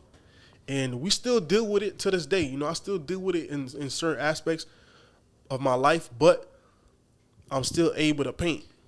So if you come to my crib and you come see me and you like, where this nigga at? Like, where you at? And I'm painting, and the door closed, and the music playing, and you come in, I give you that look. Don't fuck. It's like, don't come in here. Don't come in here right now. Especially, you know what's crazy is like when I'm painting, I'm thinking about life. I'm thinking about everything. I'm thinking about the mistakes I made. I'm thinking about the good decisions I made. I'm thinking about everything. I'm reflecting on every little thing that has ever happened, maybe the last 5 minutes, the last 5 years. I'm thinking about it all. And by the time I'm done, it's like I have an answer. I have a solution to whatever was stressing me out, whatever was frustrating me, whatever was giving me depression, whatever was making me anxious. I have a solution. I have an answer to what it is. Sometimes I do, sometimes I don't. Yeah, you just maybe just have a clear mind of whatever was draining you. Maybe when you start painting, you start getting into your zone. When you finish that, you have a clear understanding of whatever you thought was stressing you out is really not stressing you out. You're able to break it down. Yeah, it's like trying to get through a maze. Yeah. It's like you have a challenge, you have something that's bothering you, you have something you're stressed out about, and your mind is taking you through this maze on how to get to the end goal, to the point where you feel like, oh, I got this shit. It's good. It's cool. Like, for example, I'll give you an example. I'm having a situation with my pops, and he says something, and it can send me off the deep end where I'm snapping. I'm sending him a text message where I'm going crazy. I'm snapping on him like, man, what the fuck you mean? Like, man, you don't know what I've been through. You wasn't there for me, motherfucker. Like, going crazy. I can send that text message easy. Yeah. But as I'm painting and I'm going through that, it's like a roller coaster, bro. It's like I said, a maze, but it's also a roller coaster. It's like, man, fuck this nigga, man. This nigga trying me, man, calling me this shit, man, telling me this, teaching me this, and not helping me with this. And then now it's like you get down here, you working on this little detail. You like, I don't gotta send him that message.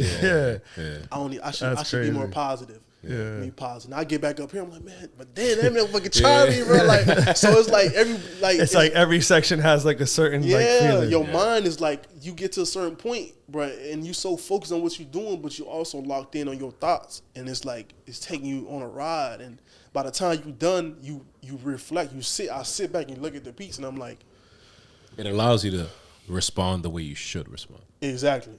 And that's what, instead of responding off of emotion, that's what it helped me. Yeah. That's what it you know, I'm not perfect to that. I'm not going to say that painting has made me like figure this life shit out, because there's going to be things that happen where painting is not enough.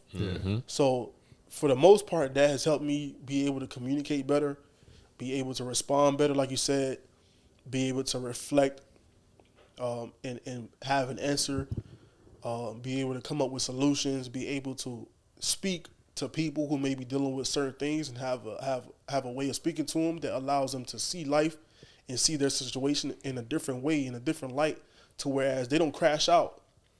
Because just imagine me and what I'm going through, what we've been through, what you've been through, what we all been through, and imagine the kid who's 16, like we was talking about, 16, 17 years old, what we talking about, and how he deal with his emotions. Mm-hmm. He gonna go grab that gun, mm-hmm. and he gonna make you feel the pain he feeling. Because we want to respond like, I'm mad, I'm sad, I'm depressed. Someone has to pay Somebody for it. Gotta feel it. Somebody gotta pay for it. Who gonna pay for it? You know, if you in your right mind, you like, you know what, I can't crash out. But this young nigga, he like, you got nothing to lose. You got nothing to lose. Fuck it. Yeah. Because they paying a lot different, especially at that age. Like, imagine you 16, 17 years old going through some shit that somebody who's lived 40 years has been through. What they have experienced in 40 years, this kid has experienced it in 16. And he like, bro, this is crazy. How he don't have somebody to talk to. His dad ain't there. His mom working all the time. Like, my mom worked 2 jobs. I seen her for like an hour in the morning when she was taking me to school. So imagine your mom never home. Your dad is in jail. He's somewhere. He neglected y'all. He not even there for y'all. Now it's just you. Yep. I'm straight. I'm a kid. I need love too. I need a hug. But you're over here trying to figure out what you trying to eat. What am I gonna eat tomorrow?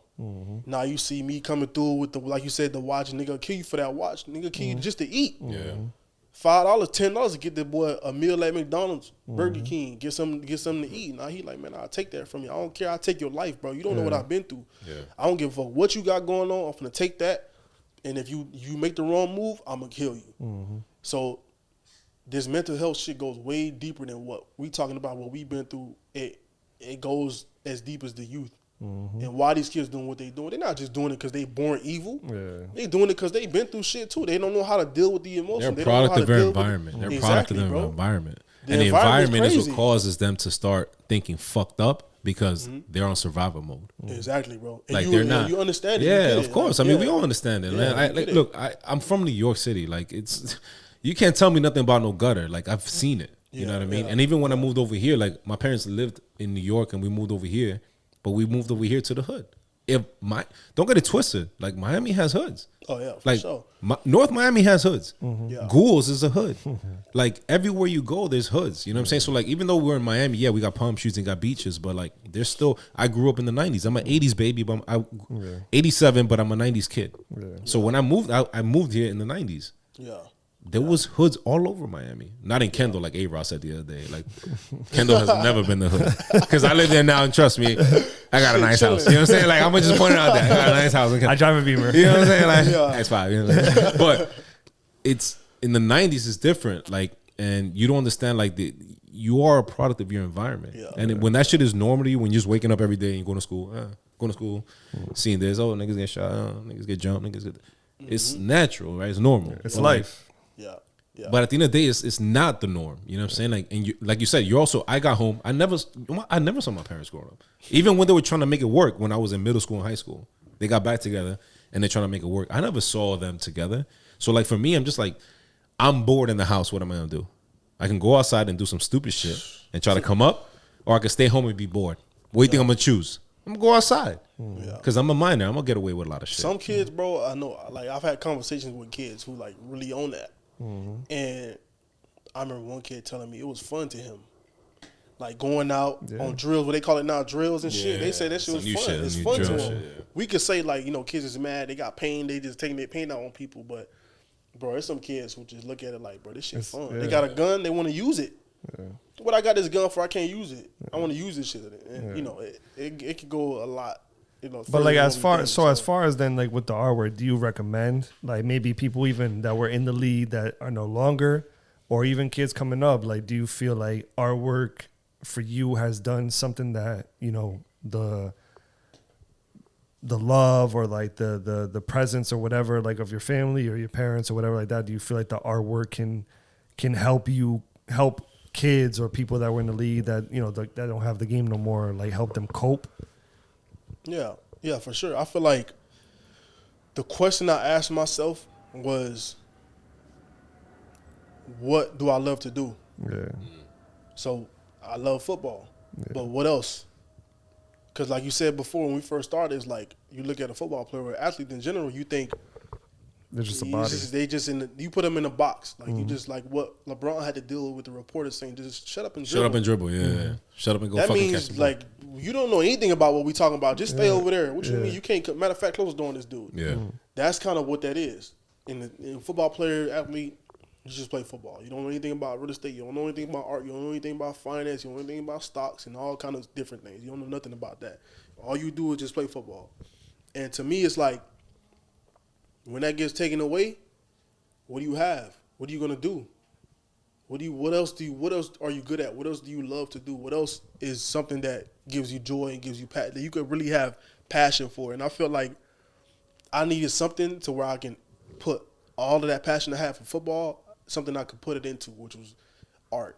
So for people out there or athletes out there, anybody out there who needs an outlet or who needs something to cope with whatever they're dealing with, it could always be something that you love to do. And if you can't figure that out, just think about what you was doing when you was a kid. Because as a kid, you have no stress at all. You doing what you love to do.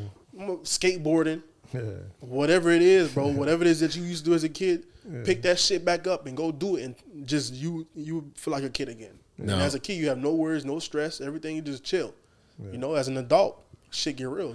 Now let me ask you though, because, and I want to stay on that topic really quick. Because it's hard a lot of times. So for you, for example, you're in the league getting checks. You're in the league, you're getting money, regardless if you're injured or not, right? Now, fast forward to you painting, right? And you being a creative, right? And you going into real estate. Now, when you're going through everything that you're going through with the injuries and being stuck at home, getting dropped, right? Like, what determines, like, what switches in your head? And, like, what happens when you say, okay, football is no longer an option, right? I got to do something else. Yes, passion, right, and creativity and something that I love is cool, but in reality, to people like us, it doesn't pay the bills. Right. So at this point, I'm assuming you already have a crib. You got like you said, your fiance. You got you got life in motion. You're taking care of people financially. Right. So what happens when you're in that place where you're like you have to pivot, right? Not only for yourself, but all the people you bring with you. My question to you is, how do you determine what you pivot into that's going to still generate the income? Because you're no longer getting those checks. You know what I mean? Like, you have to say, yeah, it's cool. Like, yeah, you enjoy painting. That's cool.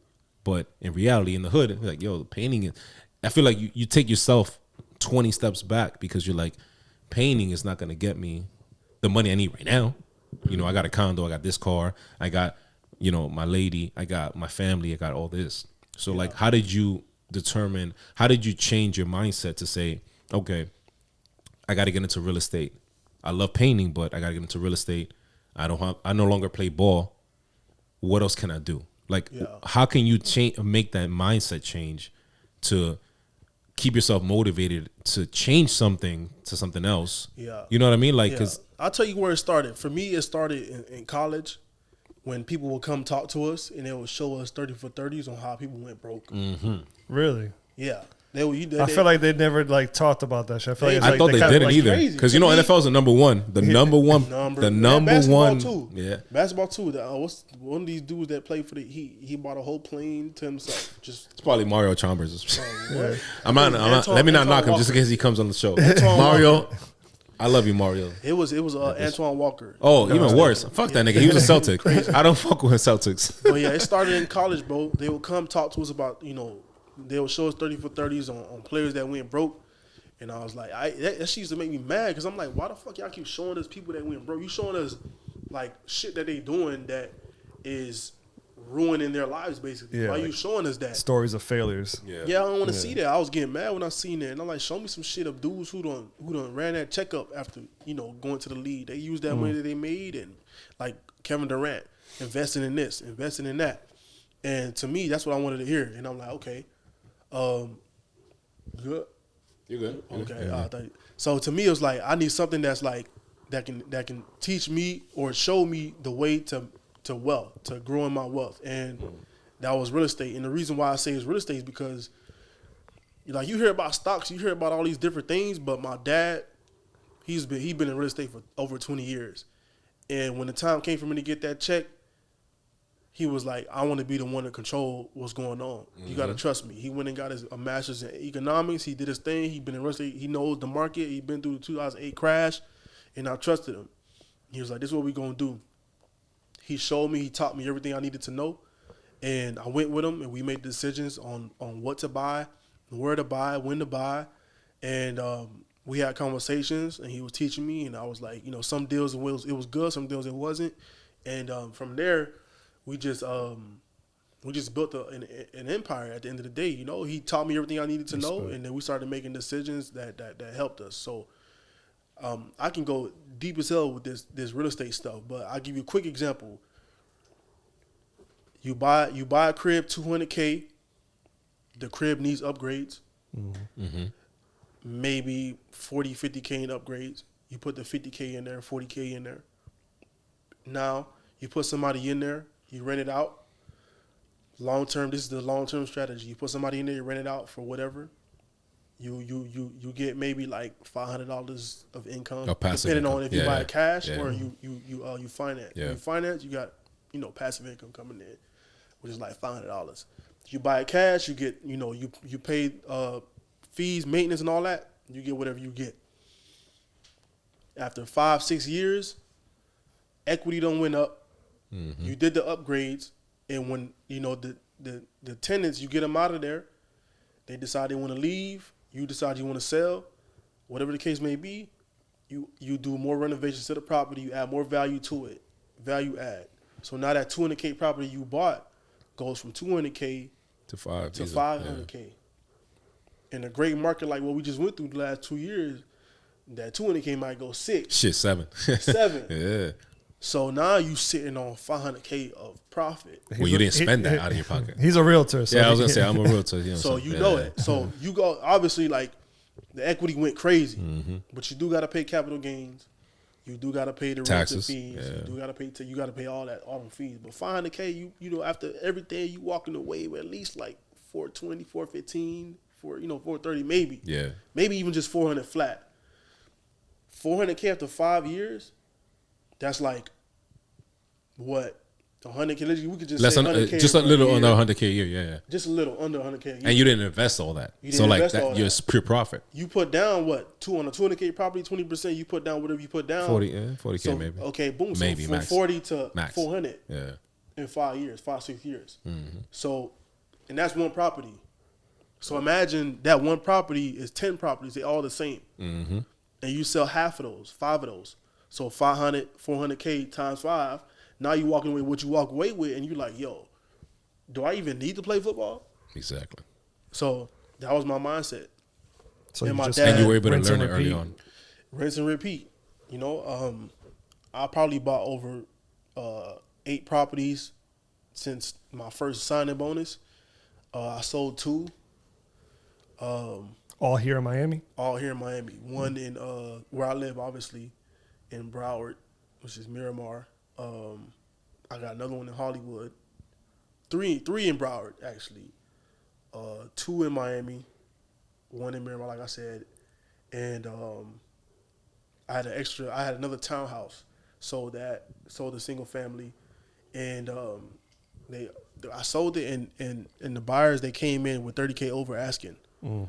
And that's not bad. We could talk about deals that's like millions over asking. So that's especially during pandemic. People were coming in 60, 70,000 deep. For sure. Like, yeah. For sure, 100%. Oh, you want 5? I'll give you 6. With no contingencies. Like, no contingency, closing 2 weeks. Got it. Hold up. Take it.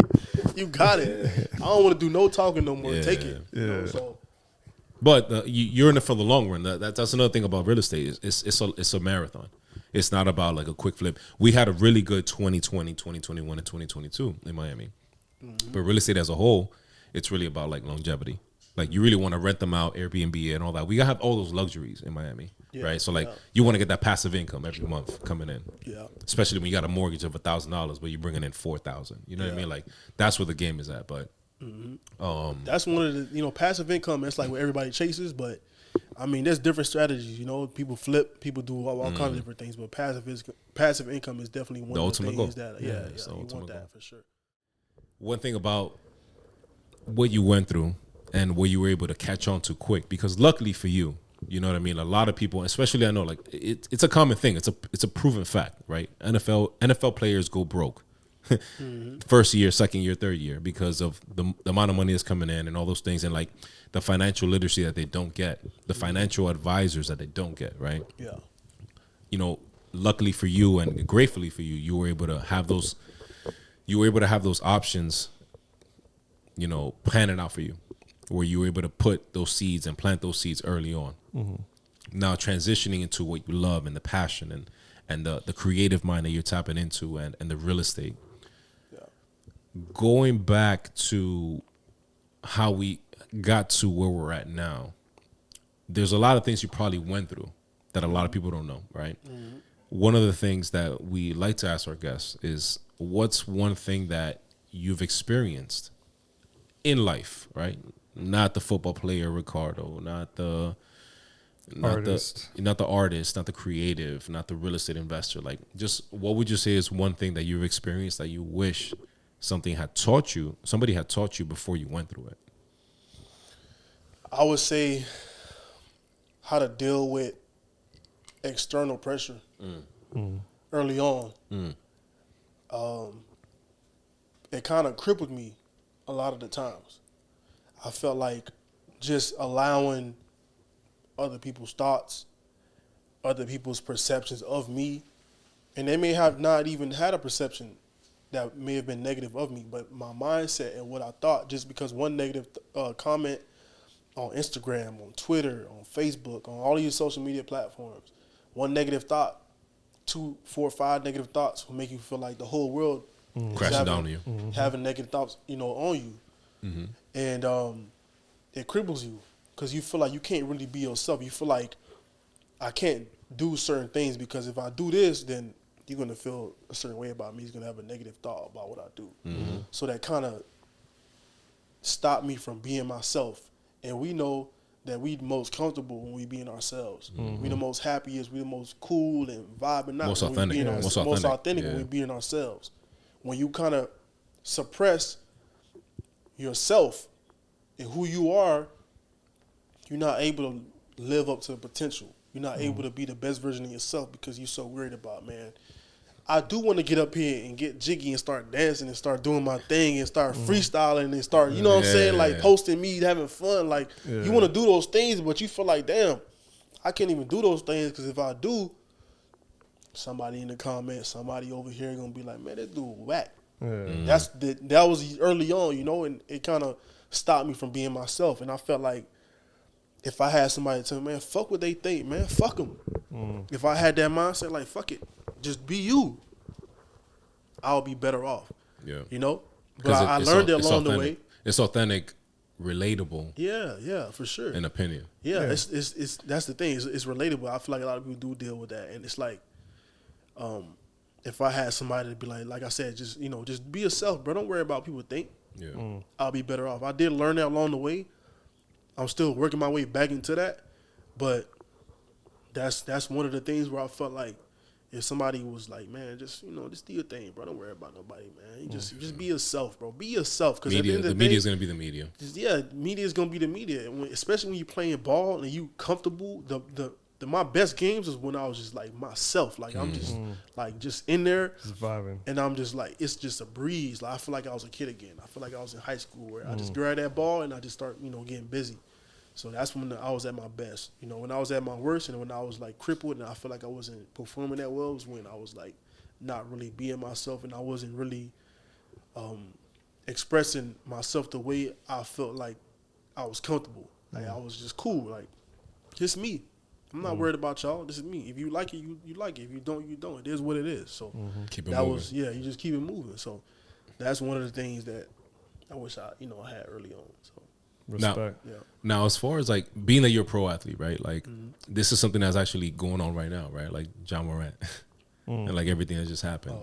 And again, like you don't have to comment if you don't want to. Like, cool. But it's just like I would like to get an idea of like from pro athlete to pro athlete, right? I understand, like I'm corporate. I'm a sales dude, right? Corporate. Like we work for big corporate companies. Yeah. We understand that when you work for somebody that's massive, it's like it's not about you anymore, right? Like what are your thoughts, if you want to share any, of course, just about that whole situation that's going on, like about Ja Morant? Like, what are your thoughts about that whole situation that's going on with him, and obviously what he's going through, like the suspension of this games and all that stuff, for like him posting the IG live, you know, holding a Glock and all that, and blah blah blah. Like, as a pro athlete, right?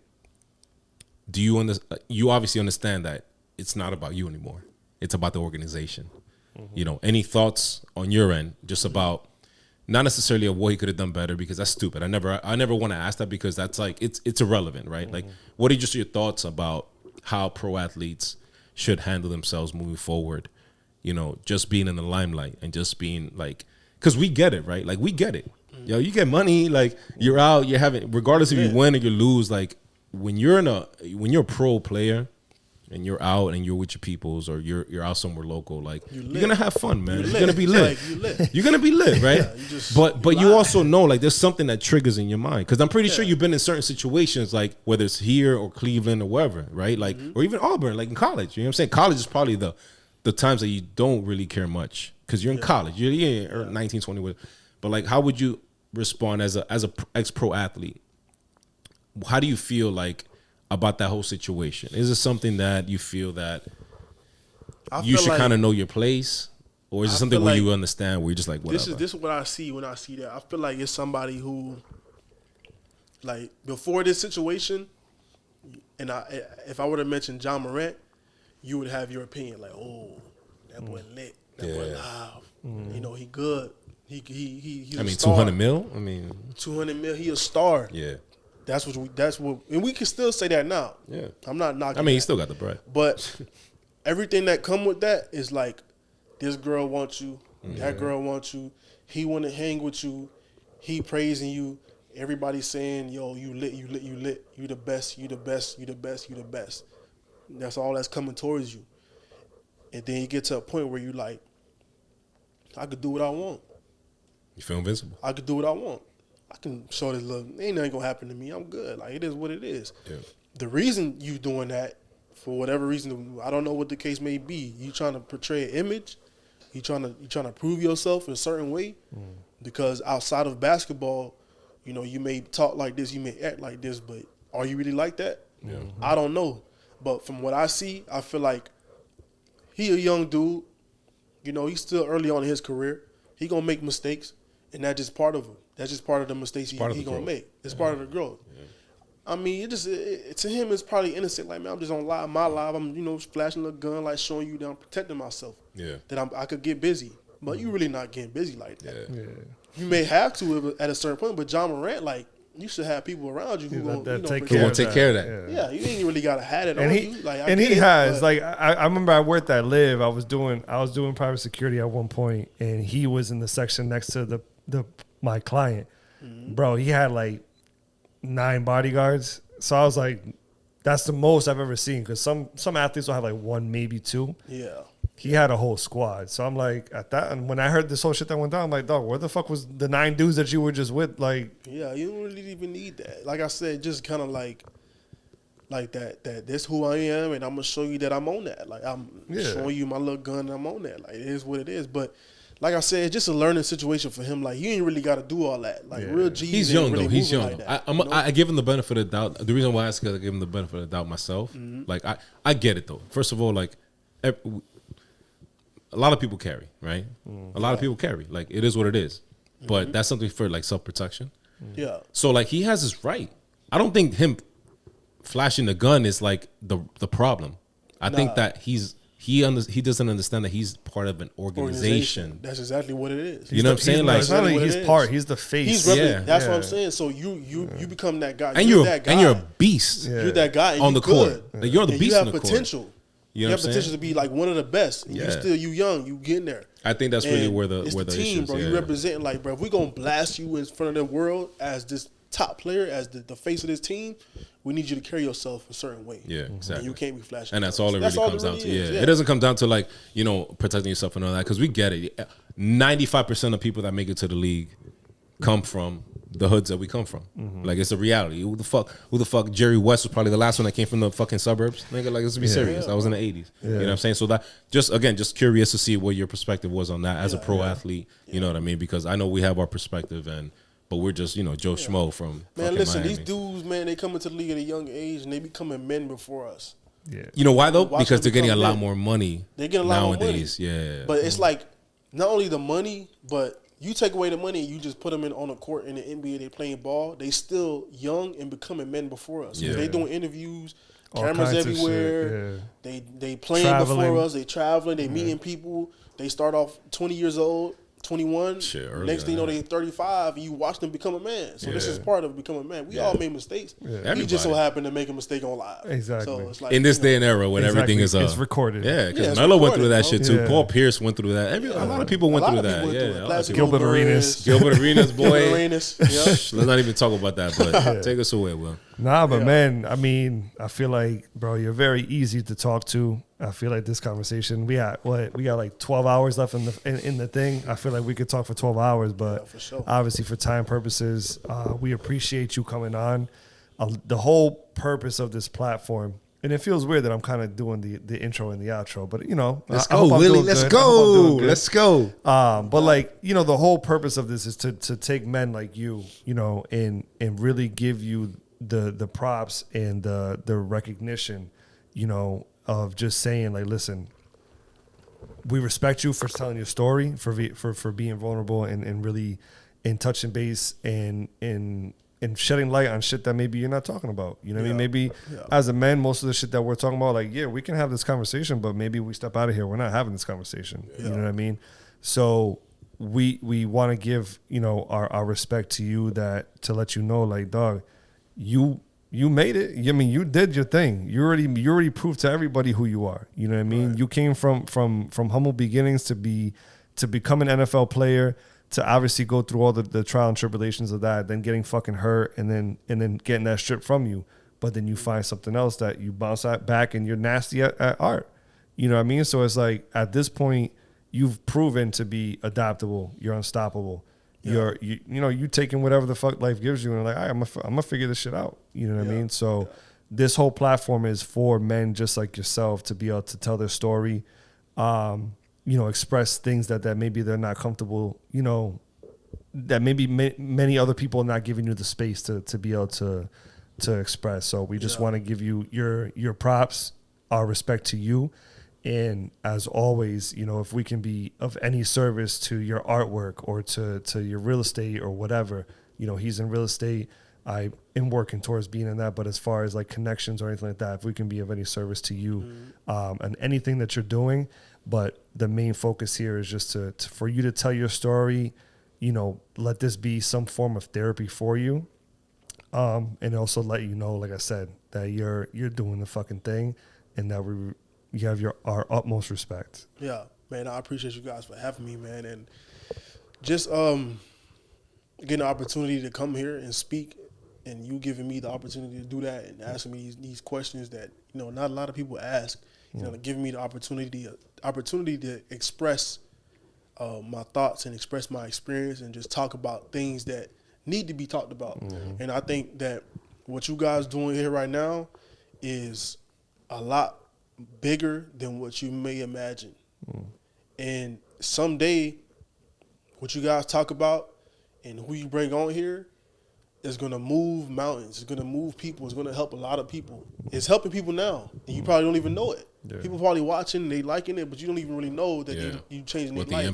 What the impact is. And you bringing people like me and whoever you made me bring after me and who has been here before me, that's part of the mission. That's part of the process. And it's just a conversation. It started as a conversation. It started as you guys, cool dudes that just want to talk about life and talk about things y'all been through, and you feel like people can relate to it.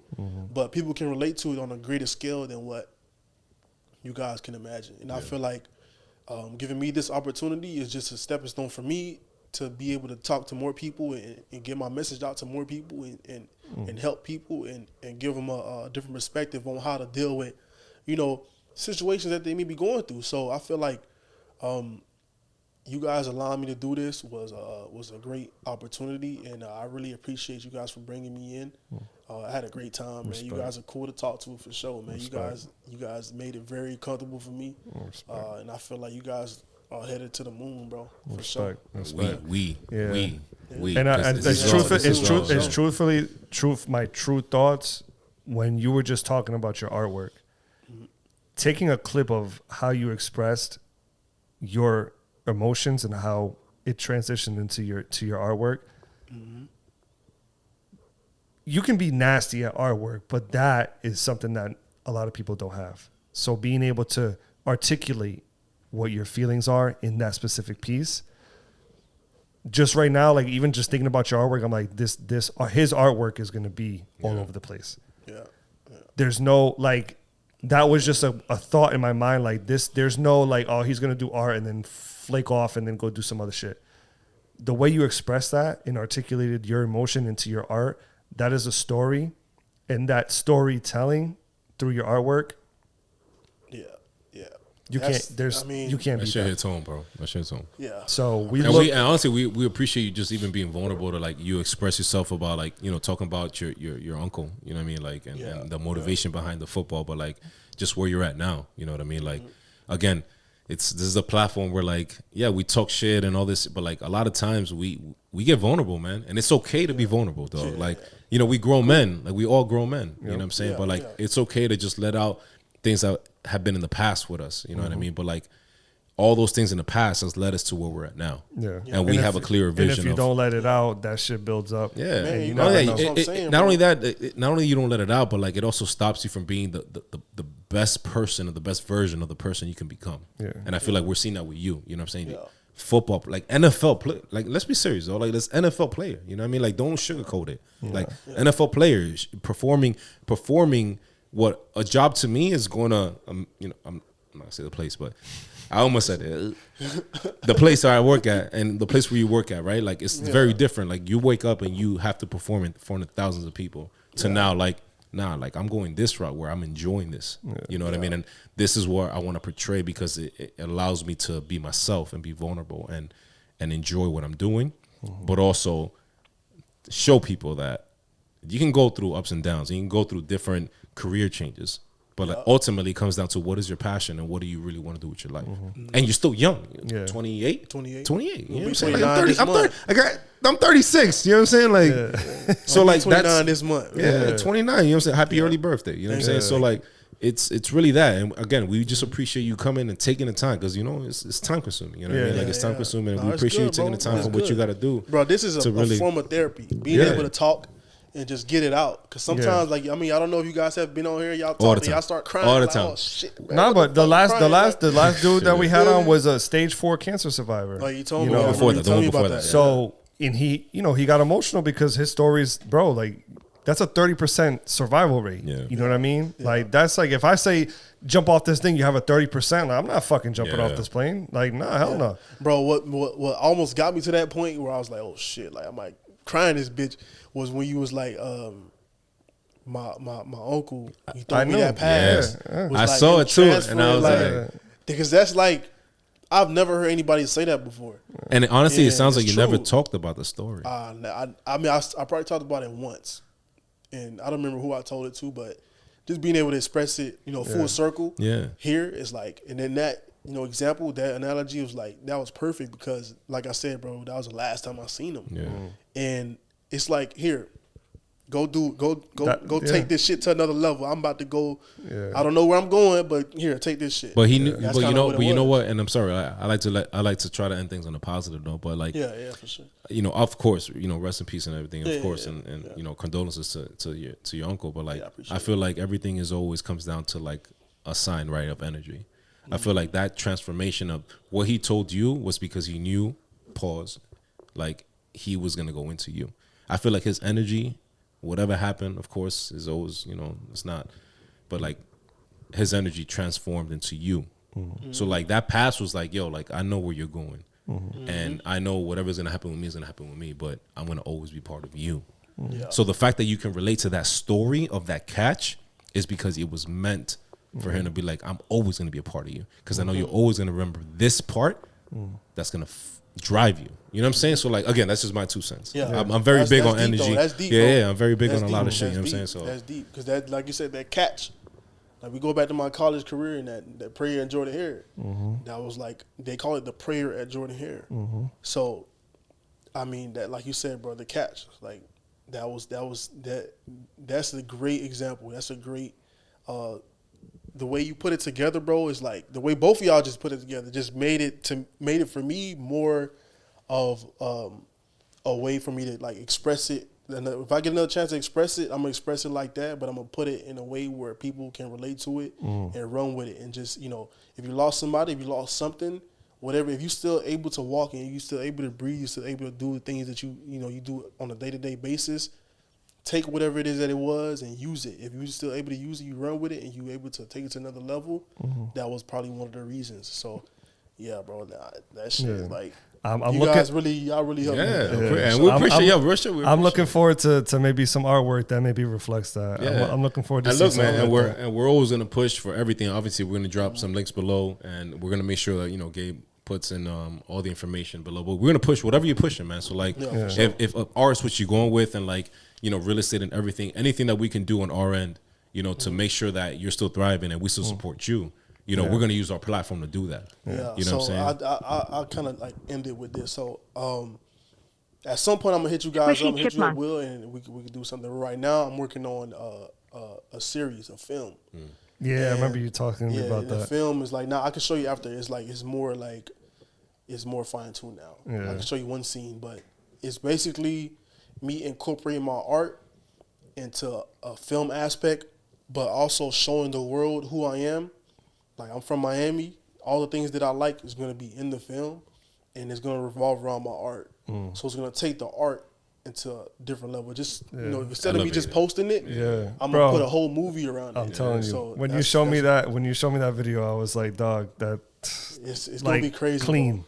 It's going to be crazy. It's clean. So I want to talk about that when we get offline. But, just to end this off, like I said, I truly am grateful that you found your artwork. You didn't take that other route when it came to the suicidal thoughts and in that route, you didn't take that route. I'm very grateful that you found the artwork and being able to express yourself through that. And just know that, me personally, my co-host Berto, if it ever came to that where it was like, yo, I don't know what to do as far as like my life, or I feel some type of way. Yo, hit us up. Yo, we here. Sure. And we got you no matter what, and that we'll leave it at that. So Appreciate let's do this last cheers. Yeah, last little cheers. Cheers on whatever this is. Episode. This is episode 35. That's what it is. You know what I'm saying? Episode 35. Take us away, Willie. Let me take that sip real quick. But yeah, again, appreciate Big PAPO coming through. Yes, sir. For coming through and taking the time and sharing your story. And honestly, we can't really say any more or less, man. Any more or less, either way. So this was episode 35. If you found any value to this, comment. If you ever felt some type of way, you laughed, you cried, you felt sad, you felt happy, let us know. Let us know what we're doing good. Let us know what we're doing bad. And we're here. So, Prolific Podcast, episode 35. Appreciate y'all. Peace. Sayonara. Peace. Cause they thought I'd never make it. See me fall down and they celebrate it. Learn how to win with no demonstration. How about the cool gotta ventilate it? Cause I can't see shit out on 95. Prolific little bitch, I see dollar signs. The shit I done seen got me.